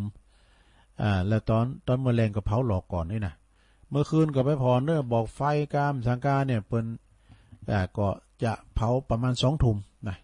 ในวันพุกนะไม่ใช่คืนวันนี้นะคืนพุกก่อนนี่ก็พระสงฆ์จำนวน100 ฝ่ายเหมือนกันเนอะเปิ้นได้โปรดเมตตาสวดพุทธมนต์ธรรมนิยามสูตรนะในวันพุกนี้เนาะคืนนี้ก็ไปฟังเทศจากพระเดชพระคุณพระเทพรัตนนายกด้วยนะเจ้าคณะจังหวัดลำพูนแล้วก็เสียศพครูบาทำตีหนึ่งวัดแม่ปานนะลงเนอะวัดแม่ปานตำบลช่างเครื่องอำเภอแม่แจ่มโดยเมตตาบารมีธรรมท่านพระครูวิโรธพดุงศาสตร์นี่อันนี้เปิ้นอัญเชิญวันนี้เนี่ยสถานเนี่ยวันที่27นะเปิ้นจะได้อาราธนาสรีระลางอะไรดวงวิญญาณของท่านอาจารย์พระครูจากวัดจากว่าเนาะต้องเป็นหงหาอาวรอย่างต่อในไปก็ตั้งตุนอื่นเพื่อก็จะบริหารคือสร้างห่างแปลงกันต่อไปเพื่อก็จะเกิดกินเกิดตาเนี่ยครับครูบาเนอะท่านพระครูวิโรธพดุงศาสตร์นะว่าวันที่4วันเนวันพระราชทานเพลิงศพนะพระครูวิโรธนี่ปัญญมถึง60นะญาติโยมทั้งหลายเนี่ยนะอนิจจังนะทุกขังอนัตตาเรื่องสังขารธรรมที่วัดแม่ปานเนอะตำบลช่างเครื่องแม่แจ่มนะแล้วก็งานต่อไปสถาญาติโยมทั้งหลายอันนี้ก็วัดดอยแก้วเรื่องงานประเพณีวัดดอยแก้วตำบลดอยแก้วอำเภอจอมทองเปิ้นก็จะเริ่มแล้วนะวันนี้นะวันนี้ก็เป็นวัดงานวัดดอยแก้วแล้วเนอะเปิ้นทรงน้ำพระธาตุเป็นงานประจำปีของวัดดอยแก้วคือมีการอบรมสมโภชพุทธาภิเษกแล้วพระพุทธรูปเจ้าประจำวัดเนอะแล้วก็ทรงน้ำพระธาตุโดยกำหนดการกับวันที่27วันนี้แหละนะแต่มืดนี่ก็เวลาประมาณ19 นาฬิกาก็เปิดจะมีการเจริญพระพุทธมนต์สวดมนต์ตันแถมแล้ว วัดดอยเกี่ยวนี่กว้างเด้อสถาวัดเปิ้นก็งามโดยซุ่มประตูก็จัดงามเนี่ยตุลุงเคยไปช่วยงานเตอปั่นพระเจ้าตันใจมื่นละแล้วก็เมื่อคืนบึ้บเปิ้นก็สวดมนต์ตันด้วยนะที่วัดดอยเกี่ยวพระมหาอภิชัยกิติยาโนอาจารย์มหาบินเนอรักษาการเจ้าวาดวัดดอยแก้วนะเปิ้นก็จะได้กับศรัทธาญาติโยมเปิ้นเนาะทำบุญในวันนี้ต่อไปงานต่อไปอันนี้เลี้ยวไปหมดแล้วนี้งานประเพณีฮกปิ้งว่าก็เลี้ยวกันไปหมดแล้วได้ฮกปิ้งนี่ก็มีหลายตีกับหลายวัดกับเดินฮกปิ้งตั้งแต่บันปางลองมานะขึ้นมากันเนาะหลายตีกันแล้วแหละอันนี้ทำงานหนึ่งเนอะซะนะกองงามก่อนแล้วว่าปั่นพระเจ้าตันใจ แล้วก็งานวันนี้ก็งานปิดศพนะลงเนอะวันที่27วันนี้นะเปิ้นจะทำบุญสัตมาวานปิดศพหลวงท่านพระครูวิมลภูริทัตน์หลวงพ่อนี่เปิ้นปิ้นตีปรึกษาเจ้าคณะอำเภอบ้านโฮงอดีตเปิ้นปิ้นเจ้าคณะอำเภอบ้านโฮงนะวัดป่าโปยเนอะหลวงปู่ครูบาพระครูวิมลภูริทัตน์อายุ86พรรษา66ดูเปิ้นก็จะปิดศพในวันที่27วันนี้เด้อครูบาอาจารย์ก็จะโหลกันไปโหลกันมากับวัดแพโป่งก็ไม่ใจไกลกันนะอันนี้เป็นวัดอยู่วัดป่าโปยนะก็ต้องขอประกาศบอกเชิญชวนพี่น้องศรัทธาไปโลมเด้ออันนี้ประกอบปิดศพไว้ก่อนเมื่อใดบ่ฮู้เตอเปิ้นก็จะได้ซอหาบีหาเงินก่อนการแปลงการนานปล่อยหล่อนี่นะใจเงินนักนะศรัทธาใจเงินนักออกกาภาษาดนกฮัสดีลิงนี่280,000แล้วนะดูนะที่ประดับประดาน้ำต่างหากล่ะบาลิกจิกจอกน้ำหนักเน่นนะเนอะปล่อยหล่อนี่นะแล้วก็ทำงานหนึ่งก็จะไม่ได้ลืมกันเนอะทุกวันที่23ทุกวันที่23หน้านี่ก็มีนาเนอะเดินหน้านี่นะ ที่วัดศาลาตำบลน้ำแพร่อำเภอหางดงโดยเมตตาบารมีธรรมหลวงพ่อพระครูโชติสุวรรณสอนเจ้าอาวาสเนอะพร้อมกับโดยคณะศรัทธานะเอาเปิ่นก็จะมีการทำบุญอุทิศกัลปนาผลถวายไปหาครูบาเจ้าอินตากตปุญโญเนอะอดีตก็เป็นเจ้าวาดวัดศาลานะครูบาเปิ่นก็ได้ละสังขารไปเปิ้นก็จะทำบุญในวันที่23เนอะ23มีนานี้โดยอาราธนาองค์เตศพระใบดีกาสิริพงษ์สุมังคละยาโนซึ่งเปิ้นเป็นเจ้าวัดวัดสลีตุนเหิดอำเภอหางดงเนอะนะเปิ้นจะมาปีนองค์เตศพระท่านพระใบดีกาสิริพงษ์สุมังคละยาโนเจ้าภาพนั้นก็แม่คุณแม่จันทาสวนหมากนี่นามสกุลบรรณาสวนหมากนะพร้อมด้วยครอบครัวเนอะนี่ก็ได้ประชาสัมพันธ์ไปรวมบุญกุศลเนาะทุกวันที่23นะที่วัดศาลานะแล้วก็ถ้าเดินพฤษภาเนี่ยครบ2 ปีนะตังครูบาอาจารย์ท่านพระครูโชติสุวรรณสอนเนี่ยเพิ่นก็เฮงสร้างหยังเฮงสร้างอันนี้กะศาลา2 ชั้น ไว้รองรับมหาชนในวันพระราชทานเพลิงศพนะครูบาเนาะแล้วก็ทำงาน1สระญาติโยมทั้งหลายงานวันที่28คืนวันพุธนี้เหมือนกันกับกุมภานะเปิ้นจะมีตอดผับป่าสามัคคีสมทบทุนในการสร้างอุโบสถวัดดอนตันตำบลอำเภอแม่ริมเด้องานนี้ก็เปิ้นจะมีการถ่ายทอดเสียงโดยทีมงานของวัดฝายหินโดยการนำของปีนานคำมูลพร้อมกับตุปีหนุ่มสามเณรตะวันและก็ปีน้อยสมบูรณ์เปิ้นก็จะไปถ่ายทอดไม่รู้ผมต้องไปฟังทางบ้านได้ยินอยู่นะงานนี้พระอาจารย์เอาหลักเปิ้นจะไปโปรดเมตตาด้วยเนอะเปิ้นจะไปช่วยการช่วยงานโดย เป็นโคศกด้วยกันเนาะก็ไปอันนี้ก็โยมพิสมัยดอนตันเปิ้นก็ฝากประกาศมาโดยตุลุงก็ถือโอกาสประกาศถึงเปิ้นด้วยเนาะอันนี้ก็เป็นข่าวสารงานบุญก็มีพอหลายซะนะก็จะได้ทยอยประกาศถึงศรัทธาได้ฟังกันไปแล้วก็ไม่ลืมเนอะที่ประกาศไปแล้วงานวันนี้และวันพุธเนี่ยถ้าถึงวันพุธแล้วก็มีแล้วเนอะ ตั้งตุลุงไว้นะมันมีตะเอียแล้วต่อไปก็จะเป็นงานปาลอมกลมแกมกันไปเนาะศรัทธาเนาะดูโอ้เปิ้นฝากประกาศมาก็ประกาศถึงเปิ้นแล้วก็โยมศรีภัยแล้วก็แม่แก้วก็ดีแม่แก้วไหนเรามาคง คือแล้วตุลุงก็มอบปัจจัยให้ท่านพระครูอภิวัฒนาวิกรมเหล่าเด้อของแม่หลวงหมอนนวลโดยพรมมาแบนปินานดิบเอามาหือก็ฝากเพิ่นไปแล้วทั้งเน้นหลักครับเด้อของเน้นหลักก็ตีหลวงพ่อมานิดเปิ้นฝากห้อมมานะก็เอาฝากอาจารย์พระครูอภิวัฒนาวิกรมไปละนะตุลุงก็ฝากทุกครั้งบางทีเปิ้นบ่อ่านออกแต่ตุลุงก็เกรงใจเหมือนกันแหละก็เอาหอมไปเลยในตู้เอาฝากตู้ไว้ให้นะแล้วตู้มาฮือเปิ้นกายนะก็ฟังเฮาก่อนสเตอร์ก็ไม่ใครหับฝากเพิ่นนะสเตอร์เปิ้นเอาบอกเปิ้นแล้วเปิ้นประกาศเนี่ยเปิ้นประกาศก็เจ้าภาพที่ว่าก็ท่านพระครูเฮาเยี่ยมประกาศแต่ตู้ลุงบอกฮือประชกรรมกล้าเนี่ยมันเกิดไปหมดตู้ลุงเปิ้นประกาศก็ดีในการเนาะสเตอร์เฮาก็ฝากเปิ้นแล้วเตือนแล้วเปิ้นประกาศนี่นะหมายความว่า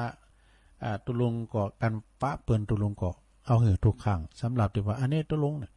อย่างวันนั้นเนี่ยเปิ้นเอาหือจะร้ายตุลุงก็มองเปิ้นนะตีวัดที่ไปเมืองปานน่ะก็กำไปเปิ้นมันเป็นหยังนะศรัทธาเนาะอยู่ดีใจเด้ออยู่ดีใจนะเอาละศรัทธาญาติโยมตอนนี้ตุลุงจะเปลี่ยนบรรยากาศดังเต็นท์นี่ จะฟังศรัทธาอยู่แล้วฟังกันอยู่ก่อตุลุงจะเปิดสายนะลุงเด้อแหน่ดังเต็นท์เฮ้ยเบอร์ตุลุงก็โทรมาเบอร์นี้เนอะเช็คคืนเช็คสายได้นะลืมเอาทั้งแม่จันเพ็ญมาว่าไม่เดินเพ็ญทิมหว่างดูติ๊กวันนี้แล้วได้ดูเสียดายได้มันเนี่ยมันอุทิศพันน่ะเขาก็ติ๊กไว้อยู่ในไลน์นี่แต่คำจะดีไม่เดินเพ็ญเอามาเหอะเจริญปอน เจ เจ้าไว้ซาเจ้าย ายน้อยกาดนัด เจ้าค่อยๆกล่าวคนเนอะเข้ามาตั้งใจกล่าวน้อยๆค่อยๆกล่าวข้าวละขันถึงจัน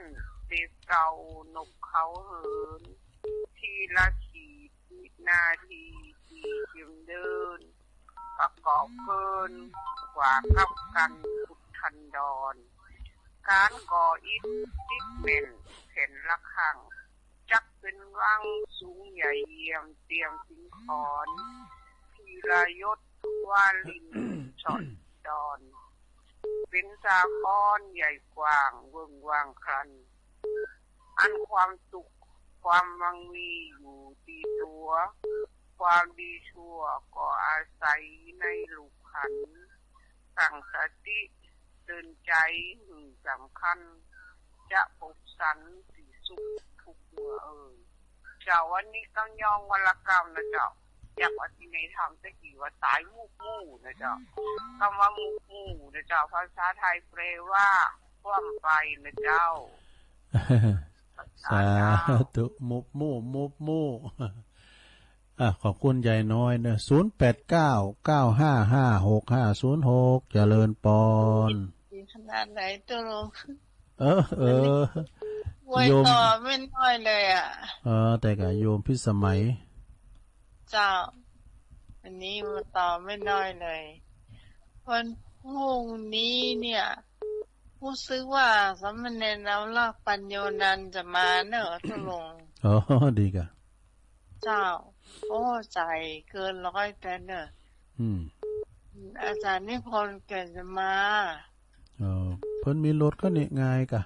สบายแล้วตุลุงติดงานตุลุงก็ฝากห้อมไปเนาะเจ้าก็ดีเหมือนกันมาช่วยอาจารย์วิศวะใช่ช่วยมาช่วยอาจารย์นวัด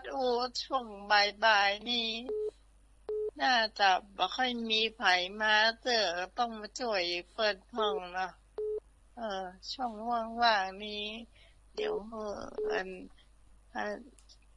อาจารย์เอาลักโชว์ความสามารถเต็มที่เลยเปิดอุดได้วันคำเดี๋ยวนั้นนะมีขบวนมาด้วยเนาะพวกเนี่ยขึ้นยากขนาดมันมีรถประจำปเลงหนอเป็นบริการเนี่ยปเลงหนอนะช่างกลเนาะ4ประตูบอกว่าจะมาขายน้อยหนึ่งอีหลอนพวกนะรอถวายการต้อนรับเพิ่นก็แล้วกันเนาะเอายินดีเด้อคุณโยมพิสมัยนมัสการเจ้าฝากความก็ต้องหาไอ้ยังก็จอมยุทธนะสาวดีตะเนาะสาธุจอมยุทธ2แผ่นดินนะเจริญปอนครับภาษาครับมาแล้วปอน้อยบุญปันครับผมเมืองฝั่งชัดเจนดีอีกอะแจ้งผลการรับฟังเนาะเลยฟังทุลงทุกวันดีใจวันพัดมาเนาะจะได้ปะกันเนาะแม่น่ะครับผมวันพัดมาทำก็องค์กันละได้ละกลับมาสาทุลุงเนอะเป็นกำลังใจทุลุงอยู่เนอะตุเสาหินฝางปอน้อยบุญปันเนอนี่นะปดโตปนติดตามปดเล่งเป็ดด้วยนะปอน้อยหมูแถมเนาะเจริญปอนติดแล้วเนยโยมไหลซาเจ้าแม่บุญศรีสร้างเล็งมาแล้วเจ้าเมื่อวานนี้กำลังใส่ข่าวโอ้โหมาหูขี้มิมก็มาติดคนคนหนักเนาะได้เราไปโทรให้ตรงลุงฟังอยู่ลูกเจ้าเตากันโม่เดี๋ยวตรงลุงเลยถึงเวลามันถึงไข่ลูกแล้วแม่นเด้อแต่ว่าผมฟังตรงลุงว่าคุณเดียวบอกว่ายังดีไข่หูจากตรงลุงเนาะอันนั้นคุณได้ดีประทับพ่อแม่ถึงดีแต่เนาะตรงลุงเนาะแต่ก่อนมันปาไปฟังซื่อเปิ้นทำเปิ้นฟังกับปกายแล้วก็พิการทนสมองตรงลุงมาขี้ลืมนะเขาห้ามมาลึกแม่นะโมนได้โมนแต่ตรงลุง ไอ้อันน้อยตีว่าน่ะเขาลูกตันเฮาเดี๋ยวมาฟังนะตกลงเขาจะกินอกกินใจเขาเหมือนกันเนอะแต่กะแม่นแต่เขาไม่ได้ลูกอย่างเฮาเนาะเขาเมารับหมดตุ้นละอ่อนมันเมารับโดแน่นอนกำลังใจนะตกลงเนอะมีความดีสั่งสอนลูกหลานญาติโยมทั้งหลายได้ฟังก็ศรัทธาเขาไปอยู่ติ๊กๆเนอะตกลงเนอะมันมีความรับผิดชอบดีมาถึงคืนน่ะเฮาก็ปิดโหงเนี่ยสาธุนะตกลงเนอะกุศลบุญนี่ตึงแอบเต่าตีตึงบ่ได้มีติดเจ้าแต่ลุงเนอะเจ้าไปซะเจ้าขอบคุณแม่บุญศรีเนอะแม่บุญศรีสร้างเหล่งก็โหมกินหมต้านคืนสีขาวฮอเนี่ยไปไหนไปหมดอ่ะนะเจริญปอนโอ้แม่จันสีอ่ะเนาะแจงโหลินเจ้าบุญศรีเดี๋ยวนี้จันสีทำแล้วพูดมีบุญทางนั้นนะเนาะแม่เนาะแจงหัวลินแม่ฟังเจ้าละกะดีกะขอบคุณแม่เนอแจงโหลินฟางเนอนี่นะเจริญปอนไว้สาเจ้าตะลุงอันนี้เสียงเป็นเอกลักษณ์แม่สีทอนแม่นก่อเจ้าแม่สีทอนชัยปราการบ้านน้องโบแล้วเนอ๋อดีกะน้องบัวชัยปราการก็กับฟังกันเท่าไหร่นั่นตะลุงนั่นน่ะอ๋อเจ้าก็โทรกับจ้างก่อนก็พ่อก็โทรกับติดกับนี้เดี๋ยวแม่สีทอนเป็นตัวแทนนะได้กะชัยปราการแม่สีทอนเป็นตัวแทนก็แล้วกันเนอะแม่สีทอนชัยปราการหนองบัวเพิ่นฟังกันหลายแต่เพิ่นฟังกันก็มีหลายนะแต่เพิ่นโทรก็มีนะซุ่มมืดเพิ่นเรียกว่าซุ่มฟังก็ได้กะเจริญปอนไว้สาครับโอ้น้องเบลมาแล้ว วันนี้มีปัญหาเนาะน้องเบลวันนี้ไปกาดดูก้าได้ตี1เกินละดีเลยฟังตุลุงทองจบกว่าตื่นเลยตุลุงก็ฟังตุลุงทองโดยไปแล้วก็เปิดเพลงออกอินเทอร์เน็ตไปอะกะฟังไปกันรับไปของวันนี้เนาะไปพิ้นยังรับไปพออะกะแต่วันนี้จะไปกาดแล้วครับเรียบร้อยแล้วครับไปกาดลุงวัดรู้แล้วก็ลุงวัดมาเด้อน้องเบลถ่ายนะลุงวัดครับจะได้ก็คือกำลังใจทุลุงไปนะครับขอบคุณน้องเบลเนอะโตครับโตวันนั้นเปิ้นหอมปล่อยลายเพลงกะปู่โตเพลงนั้นนิมนต์ได้กะคำวอนก่อนลาเจริญปอนไปสาเจ้าตุลุงโอ้แม่พันเนาะเจ้าแม่พันหายไป10,000นี่แม่พันแม่พินจ้ะฮะแม่พินนะแม่พันแดงเจ้าแม่พันแดงเนี่ยยาแดงเจ้านะยาแดงนะเขาก็แม่พินว่ะ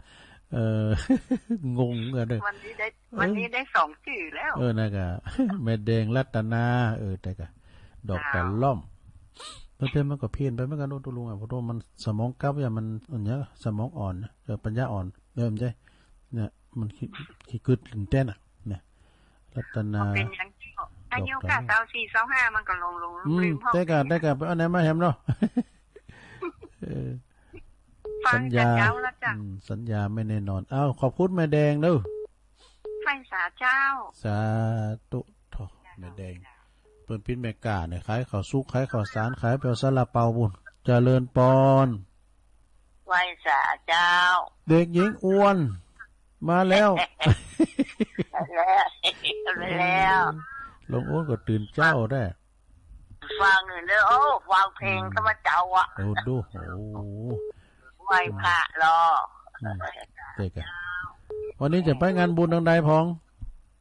ไว้ไปตะวันแล้วอยู่บ้านอยู่บ้านในกรรมเนาะตะวันก็ไปวัดอย่าสันขวางว่าไปวัดแต่ไม่ไปเจ้าให้เคยมีประวัติใช่หรือไปวัดก็ไปไหว้เจ้าแต่ว่าไม่เจ้าว่าโทรมาตอนนี้เลยลูกแล้วลูกแต่ลูกก่อนเลยอันกันถึงตัวถึงมาได้ขอบคุณลงโอนเนอสันขวาง ไปวัดเจ้าลุงโอ้น่ะเตียวไปได้ปนขี่รถถีบสวนมาน่ะมึงลืมอย่างเจ้ามึงไปไหนขี่รถสวนมาเลยเลี้ยวปีกำมีหายวับไปกับตาว่ะบดโตเจริญปอนแม่สาเจ้าแม่สมพัฒน์บอกเจ้าแม่สมพัฒน์แม่ย่อยสันทรายเนาะเจ้าแล้วเนาะเจ้าดีเลยแม่ย่อยสันทรายชัดเจนเดียวเขาชัดเจนนี่เจ้ามันไม่ติดเลยค่ะพอสนุกพอจะติดเนาะนั่นโทรแต่เนื้อกับติดเรื่องกับเอาอยู่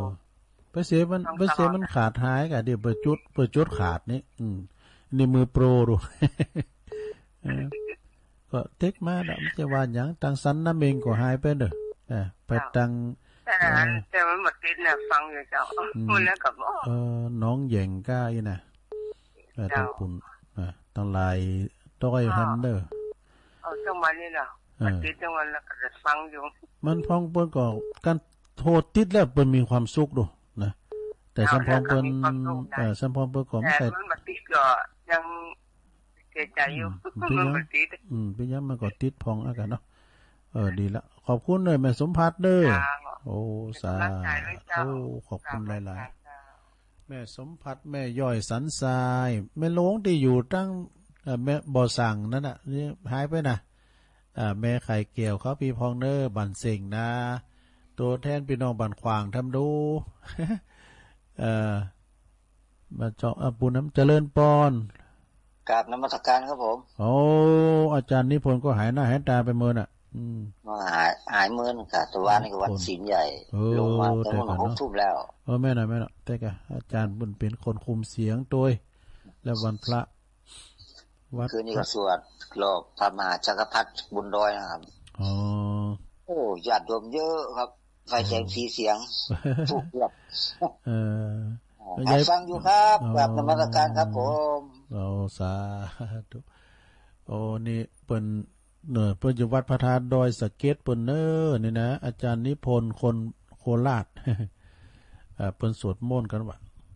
สวดมนต์ที่บุญดอยเนี่ยคนเยอะว่ะนะคนเยอะก็แปลว่าคุณหลายยายปานเขาก็ไปก้าแม่แสงจันทร์เขาไอ้สวดมนต์เนาะโทรเข้ามาแดมซะด้านรู้เวลาตุลุงเป็นหลาย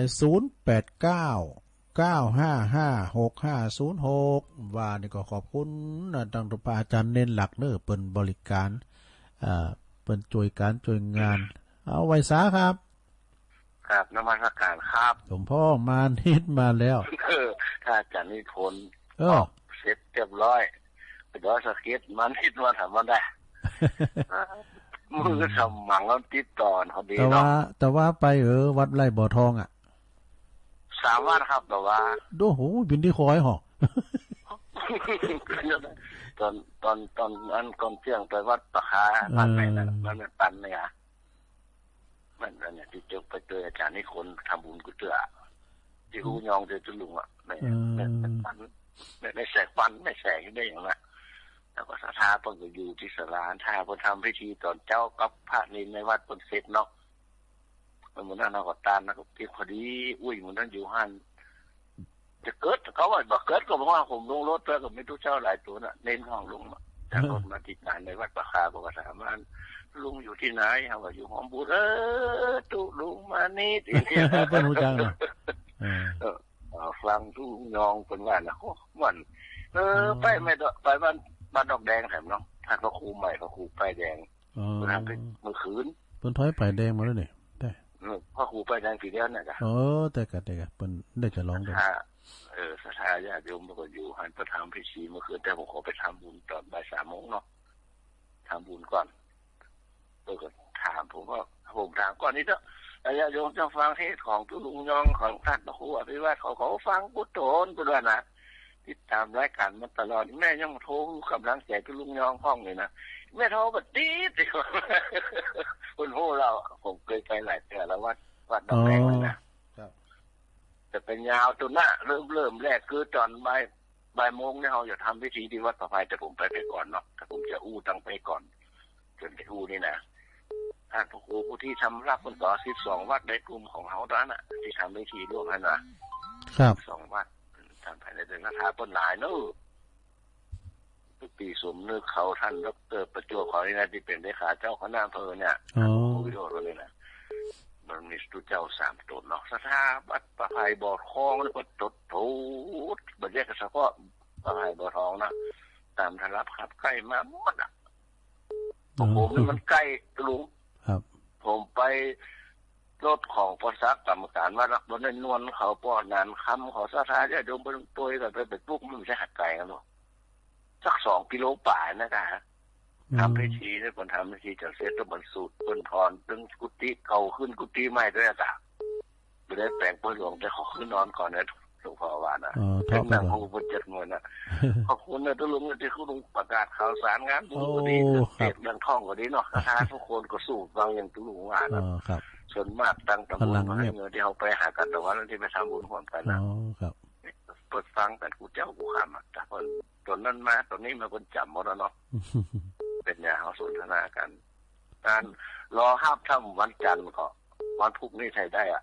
คิดว่าคงวันจันทร์คงได้อันนั้นที่ลืมแล้วนะครับแค่ตัวเอาไว้ครับโอ้ขอบคุณเลยนะเขาไม่ส่งซื้อแต่ว่าก็ถือของงานเลยเนาะขอบคุณด้วยครับทุกท่านสาธุสาธุครับไหว้สาหลวงพ่อมานิถาวโรสำนักสงฆ์หอมบุญป่าไม้แดงดอยสะเก็ดไหว้สานะครับเด้อเจริญปอนติดแล้วหลวงอยู่ตั้งใดยายพรเห็นไหมไว้สาเจ้าตุลุงเจ้าแม่อยู่ไหนแม่อยู่ก็มันโอ้แม่ใครแก้วนะแม่ใครแก้วอะเจ้าโอ้คนพาพิงอ่ะพาพิงบันเสียงมาแล้วบทโตแม่ก็ได้ไหว้พระรับศีลโดยละโอ้ดีแล้วก็บันเสียงนี่ก็ตำบลบันเป็นนั่นแหละแม่เนาะตำบลบันเป็นเด็กบันเป็นเรดิโอบันเป็นอ๋อยายไม่ใครแก่นี่ฟังเหมือนกันแต่ว่าไม่ได้ลำโทเนาะต้นพาพิงเนี่ยโทรมาเมินเนี่ยมายอดได้ยินต้นพาพิงวันนี้น่ะดีละดีใจเนาะโทรมาอีกอะเป็นมาเปิดฟังอยู่กับมึนๆได้หยอดก่อนเป็นยังไงไหมโอ้ขอบคุณแม่ลังนักเด้อแม่เจ้าบุญรักษาเด้อไว้สาเจ้าสาธุแม่ไข่เกี่ยวนี่เปิ้นโทเป็นกำนันเก่านะเนี่ยโตเปิ้นมีธุรกิจขายน้ำมันก็มีปั๊มน้ำมันเนาะเจ้าของการแต่เปิ้นสละหมดแล้วเขาวัดเขาว่าเนาะเขาวัดเขาว่าแล้วก็พี่น้องบ้านควางพี่น้องตั้งตัวแทนบ้านควางแถมดูลองคือกว้าวอาโทก็เข้ามาป้อนนั้นสุนทรนั่นน่ะแม่อยู่ไหนแม่อมอนะโอ้เมตตาในเมตตาฟังเจ้าแล้วกะฟังเจ้ามาเจ้าดีกะเจ้โฮมหนาวพออันลุงมั่มเจ้านี่สิยินแต่ตุลุงก็ยังเปิดพัดลมอยู่มันมีไฟปิดเห็นได้นะตุลุงไปก่อนมันจะขาดตอนก็ถ้าเปิดมื้อนี่มันเป่าตาเนี่ยน้ำตาออกขั้นแสงก็ได้อยู่อย่างไรก็ได้คือว่ามันมีสัญญาณตายห้อยก่อนมีวิทยุเถ่ากันเฮาตบแปมสถานีใส่ระบบสัมผัสบุ๊บแปมสถานีนี่ใส่ระบบบุ๊บอ่ะเดี๋ยวนี้กำลังหาได้ยินเนี่ยแปลงดีๆกันนะแปลงมันจับๆนะแม่เด้อนั่นน่ะเจ้าแปลงมันจับฟังแล้วก็หายค่ะอดเนาะเขามันได้ยินเด้อเนาะโอ้วันนี้ดีหมดอ่ะเช็คระบบเนี่ยดีหมดเมืองฟ้างก็ดีในเมืองก็ซ้ำดีตั้งปุนก็ดีนี่แม่แจ่มก้านี่เปิดฟังกันเช็คระบบละขอบคุณแม่ตาเด้อแม่ตาในเจ้าสาธุ0899555650โทรก็เข้ามาเจริญปอนมาเถิดเจ้าโอ้ยยายพรมาแล้วดิว่ารับลูกตะไกยายพรฟังเจ้าแล้วกะลืมตื่นละดีกะรับลืมตื่นละนี่เอาเปรียบกันนี่ รับลืมตื่นก็ดีละแล้วตื่นมายังได้ยินอยู่เนาะร้องวัวแดงอาจจะนี่แบบฉันลืมตื่นฉันลืมตื่นรับดีเลยรับดีกว่าดีละรับได้กินได้นี่ดีที่สุดอะลงเนอะไปเขตเนอะอย่างนี้พอเนี่ยมันจะเขตอย่างนี้มันจะว่าอย่างนี้ยิ้มอยู่ซุยๆมีกิเลสมีโทสะว่าไผมีกำห้อนกำหายยังไผเราน่าจะควันพยาบาทป้องลายไผเนาะเอี้ยมูลกินต้านไปเนอะลงเนอะไปหายยี่ขึ้นน่ะว่าเอาคนคือมีหลักหน่อยเป็นยังไข่โหดหนาหักเดียวไข่โหดไหนตัวแก่เป็นไรอ่ะวันนี้ไอ้พ่อเนี่ยไปโทรว่าโทรให้กะเนอะโทรเนี่ยพอโตพอได้ยินพอเพิ่งฟังหมดเนี่ยอย่าพอว่าวันนี้จะเอาก้อนเห็นหน่อยเดียวอ่ะไหนมันได้เดี๋ยวเนี่ยนั่นเบิ้ลมันมีอ่ะเบิ้ลเอาเด้อเบิ้ลเอาแถมแรงเบิ้ลเอาแถมก็ทุกเจ้าเหมือนกันแต่ตัวลุงก็มีกับทุนอื่นน่ะวันนี้วันเสาร์อ่ะก็วันเสาร์นี่ก็มีกับทุนอื่นเนี่ยก็รายการสดทั้งวันเนี่ยเนาะโทรมาคุทุนนะกันเด้อไปติดตัวบุคคลเด้อยินดียายพรเด้อฟังเพลงแล้วยายพรหลองโมแดงบอกแล้วว่าชิ้นใหญ่ชิ้นโลงขยะคนหนึ่งก็ไปปูเจ้าที่พน้อยหานี่เจริญพรโอ้ป่อบุญตันมาแล้วลุงฟังกระจ้ามันโคตรยากอะลุงโคตรอยู่ตลอดเหมือนกันนะเฉพาะการสายเป็นนักเลยมึนๆเขาหยอดให้เตือนโอ้ดีแล้วกันมึนๆเขาก็หยอดมาหนอฟังตลอดน่ะคือแล้วเขาก็มาฟังตื่นลุงมันไม่ใช่หลับฟังตัวต่างมาฟังหลวงปู่เปิ้นสวดมนต์มึงฟังนะเปิ้นเอาน้ำมนต์กันน่ะเนาะคือแล้วฟังตัวต่างมาถึงวัดสักคำเดียวเปิ้นจบให้พอดีมาถึงวัดพอแต่10 โมงเลยนะคือแล้วลูกปู่กันลูกวัดวังดินมาแล้ววันนี้ก็จะไปทำกับรถผมมีตัวนี้นะคุณครับรถผมจะมีเนี่ยลุงพอไปร่มเจ้าขอบคุณป้าบุญตาหนักๆเด้อครับไม่นานบุญรักษาสาธุว่าก็คุณมาวัดจัดลายเมื่อกันเด้อที่วัดพระธาตุดอยหน่อยนะวันมาฆปูจ้าเนี่ยเจริญปอนกาวสาโอ้ป้าบุญเมียเจ้าบุญตันบ่ได้บุญมีทำแล้วไปไกลกันเด้อป้าบุญมีก็ฟังมาตลอดก็รอไปวังดินกันลุงไปวังดินไปตาโจกตาโจกกับตาล่อพบวังดินมันจะไกลกันหรอมันก็เอาไปรอเทียนใกล้วัดหลวงซักก่อนข้างกูว่าอะไรปีนี้แต่หลอดเตี้ยนที่วัดห้วยทองซักกะแล้วก็ปลาเก่าดีๆเนี่ยเราโอ้ได้กะเอาซึ่งมาตัวเดียวกันนี่นะติดซึ่งเลยครับวันจะดีออกรายการลุงทั้งวันก่อนข้าวปลาไม่ได้ลุงเลยพิษปินได้หมดอ่ะดิดสีตีเป่าคุยก็นี่ได้หมดอ่ะปอบุญมีห้องเพลงก่อโมนนะสมหยดเจริญปอนฮัลโหลติดแล้วแม่อยู่ไหนติดเลยเจ้าข้าอุ้ยนงเจ้าโอ้แม่คุณนงแม่อุ้ยนงจับยาวตื่นวันฟังเขตกันเนี่ยละมันจะฟังมันไปกดปิ้งช่องอื่นมันรู้เวลากันอันนี้ก็เดี๋ยวนี้อูได้แล้วเนาะอูได้แล้วกันของอิจฉาที่เปิ้นได้ทำบุญโทแอวโทกินอย่างนี้นะผ่านมาแล้วไม่อุ้ยแต่ตอนนี้มันอยู่ไฟบังคับเนาะไฟบังคับปีละโควิดนึงอย่างนึงเนี่ยในวัยชราชนเจ้านี่ก็ดีใจที่เมื่อวานนี้ก็เปิ้นไปทำบุญกันกินมนต์กินงานก็ขออนุโมทนาโดยท่านนะเจ้าเอาเธออีกก่อนเนาะขอบคุณแม่ครูสบายสาธุจ้า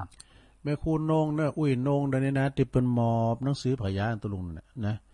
แม่อุ้ยโนงแม่คูนโนงขอบคุณแม่คูนเด้อให้มันดีเปิ้มโทษหน้าใหม่เปิ้นโทษหลังใหม่ตลอดเจริญปอนครับไปสาธุรู้แม่บุญพี่นะเจ้าภาพเก่าเฮานี่บ่ต้องมากำลุนนี่เจ้าภาพเก่าเฮาเนี่ยแม่บุญพินทั้งทุลุงอยู่เด้อรอพอโรงพยาบาลลานนาโอ้ขอบคุณแม่หลายๆกำลังใจเด้อสาธุสาธุก็ดีแล้วเนาะเรามาโวยไปโวยอันนี้มันเป็นหยังแม่บุญพินนี่เปิ้นนึงอยู่เก้ากลางอ่ะฟังตลอดรุนแรงเลยนี่นะแต่เมื่อฝางหายไปเนี่ยแม่ปานนี่มอเขาอ่ะแม่จงดีเขาอ่ะเอิ้นว่าดังหน้านุงสูงซองตัวเด้อแต่กูนปันดอนตองก็ดีสิโยนจองก็ดีตั้งบันคายก็ดีตั้งสันลมจอยสันตุนมือเนี่ยพี่น้องหลายเนอะพดไปตั้งปุ้นห่างต่ำนะห่างต่ำตั้งพอเล่งโลดเขาหมดนะหลายตีหลายตั้งไม่ห่างปัญจะดุงปัญจะก็มีนะพี่น้องนะบ้านเนี่ยก็ไม่ขี้ไม่ขานี่ก็มีนะเขากระจายกันไปได้เขาโซฮาเขาป้ากันเขามันโทรมาเขาก็มู้อยู่ที่ไหนฟีกัดได้นะปีลายน้องหนักแต่โอ้เปิ้นหนีน้ำโถมจากบ้านเฮาเนี่ยไปกันปนปินดีมีกินบ่ล่ะมีกะเฮานี่ยังตุกอยู่ก็รู้ไปเหมือนกันนะเสือเฒ่าไอ้ปอมไปอันนี้โอ้ก็กายเลี้ยงควายปอเฮาไปเมืองฝางแล้วบนบ่อเนี่ยไปว่ะทันทีก็รวยเลยว่าเป็นกำลินได้สมาเนี่ยลงเด้อมีบ่ตึก19สายในวันนี้นะโอ้ขอบคุณสถานีกูซองด้วยเด้อกูคืนโดยสถานีกูคืนแล้วก็ขอบคุณปอหน่อยปอนนั้นปอจานลำวัดที่เปิ้นฟังกันพยาอันตังเปิ้นเรียกว่าเนี่ยก็อยู่ตั้งหลังฟังเปิ้นว่าซุ่มฟังเนาะพลังเงบเนาะเอามาทำสายเจริญปอนเจริญปอนติดแล้วไว้สวัสดีเจ้าแม่อยู่ไหนนี่อยู่หนอรองเจ้าโอ้แม่สีทอนเนาะเจ้าแม่ละเจ้าแม่สีทอนบุตรชีบงเนาะฮะแม่นะก็มาตัดเดี๋ยวตัวลุงมันอยู่ว่าบ่ดีได้ยินเนาะเจ้าบ่เคยได้ยินเลยเจ้าดีไงบุตรชีบงน้องร้องได้ยินเสียงอีกออกแล้วเนาะจะฟังตลอดเจ้าคือเรากับป้าทันปลัดพลจิรปุญโยเจ้าวัดบันเวงน้องหลองที่กัดโง่น่ะขอบคุณแม่สีทอนเด้อเจ้าไว้สาธุแม่สีทอนบุตรชีวงโอ้บุญมายุนที่อันอินดูบนน้ำก้ามาอัลลาฮาโลสุดท้ายแต่กันเจ้ากลับไว้สาเจ้าโอ้มาสุดท้ายปิลุลาโคหอมเนี่ยลุงเวลาหมดวันเดียวเอาไม้หน่อยกะแม่สายพินดีละขอกราบไหว้สาครูบาอาจารย์แม่สายพินเมืองบางฟังอยู่เนอเจ้าผู้เจ้ากูแล้วมองใจแต่เราบ่มีโศกมีเจ้าเราทับเอาปอนกันใจยินแล้วถึงบ่นอนบ่มองฟังสู่ลุงยอความรู้มากกว่ามีสารธรรมม่วนงานเต้นลำตีสี่เมื่อเจ้าเสียงใจก็ขันเปิดวิทยุฟังหลายจ้องหลายบ้านคนได้ฟังตึงวันบ่ยังฟ้องก็โทรบอกกันว่าติดสักวันจากบางคนนั้นโทรเป็นประจำใจพินลองปานม่วนใจของข้าขออนุโมทนาสาธุจิมเนอกำลังใจเนอขอบคุณเนอสาธุกำลังใจกูคนเนอกูเสียงกูสายนะเจ้าเนอแม่สายพินเนี่ยขอบคุณหลายๆเนอสาธุแม่สายพินนี่เปิ้นมาปิดรายการเนี่ยสถานเนี่ยสายเดียนเข้ามาเนี่ยขอสุมาโดยเนี่ยเวลาตุลุงเสียงไปแล้วขอบคุณกูเสียงกูสายโดยเนาะเอาทนสายก่อนยายน้อยกาดนัดบั่นดอนหลงโยมพิสมัยดอนตันแม่ริมบึดตับฟังเนิบธรรมะคลายเครียด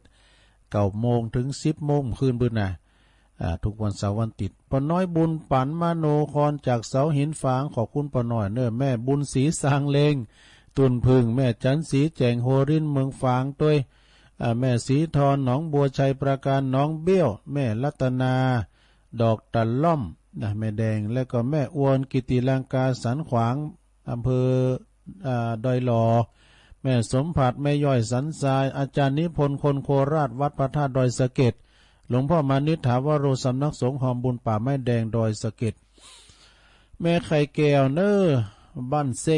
งตำบลบ้านแป่นขอบคุณแม่ด้วยเนอแม่ตาในแจ้ห่มยายพรล่องวัวแดงสันกำแพงเชียงใหม่พ่อบุญตันป่าไร่จากเจดีย์สามยอดพ่อบุญมีเมืองกลางจอมต้องแม่ครูนงเนอวันนี้แม่ครูนงปโทรมาหนาไม้กูเตอเป็นลังไม้ตลอด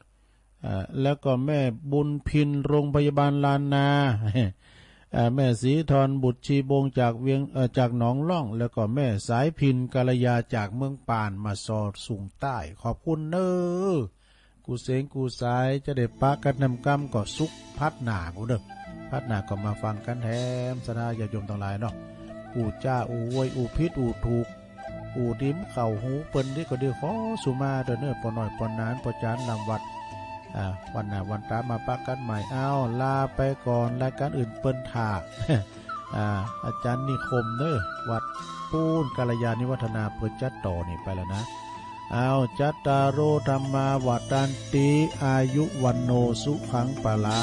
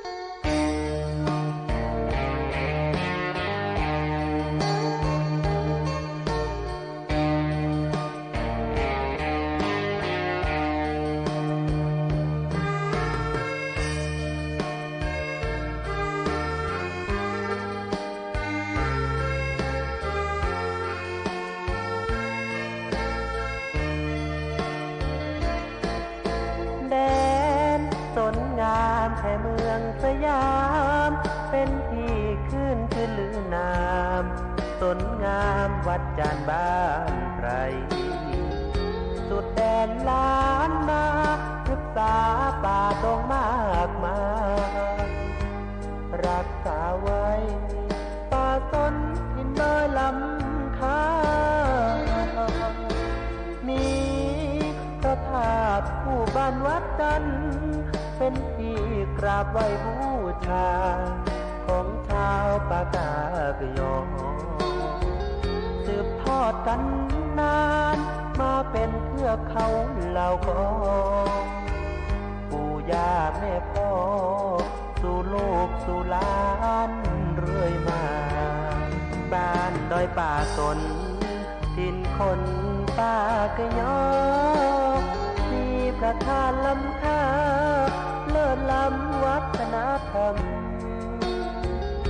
พิทักษ์สิ่งแวดล้อม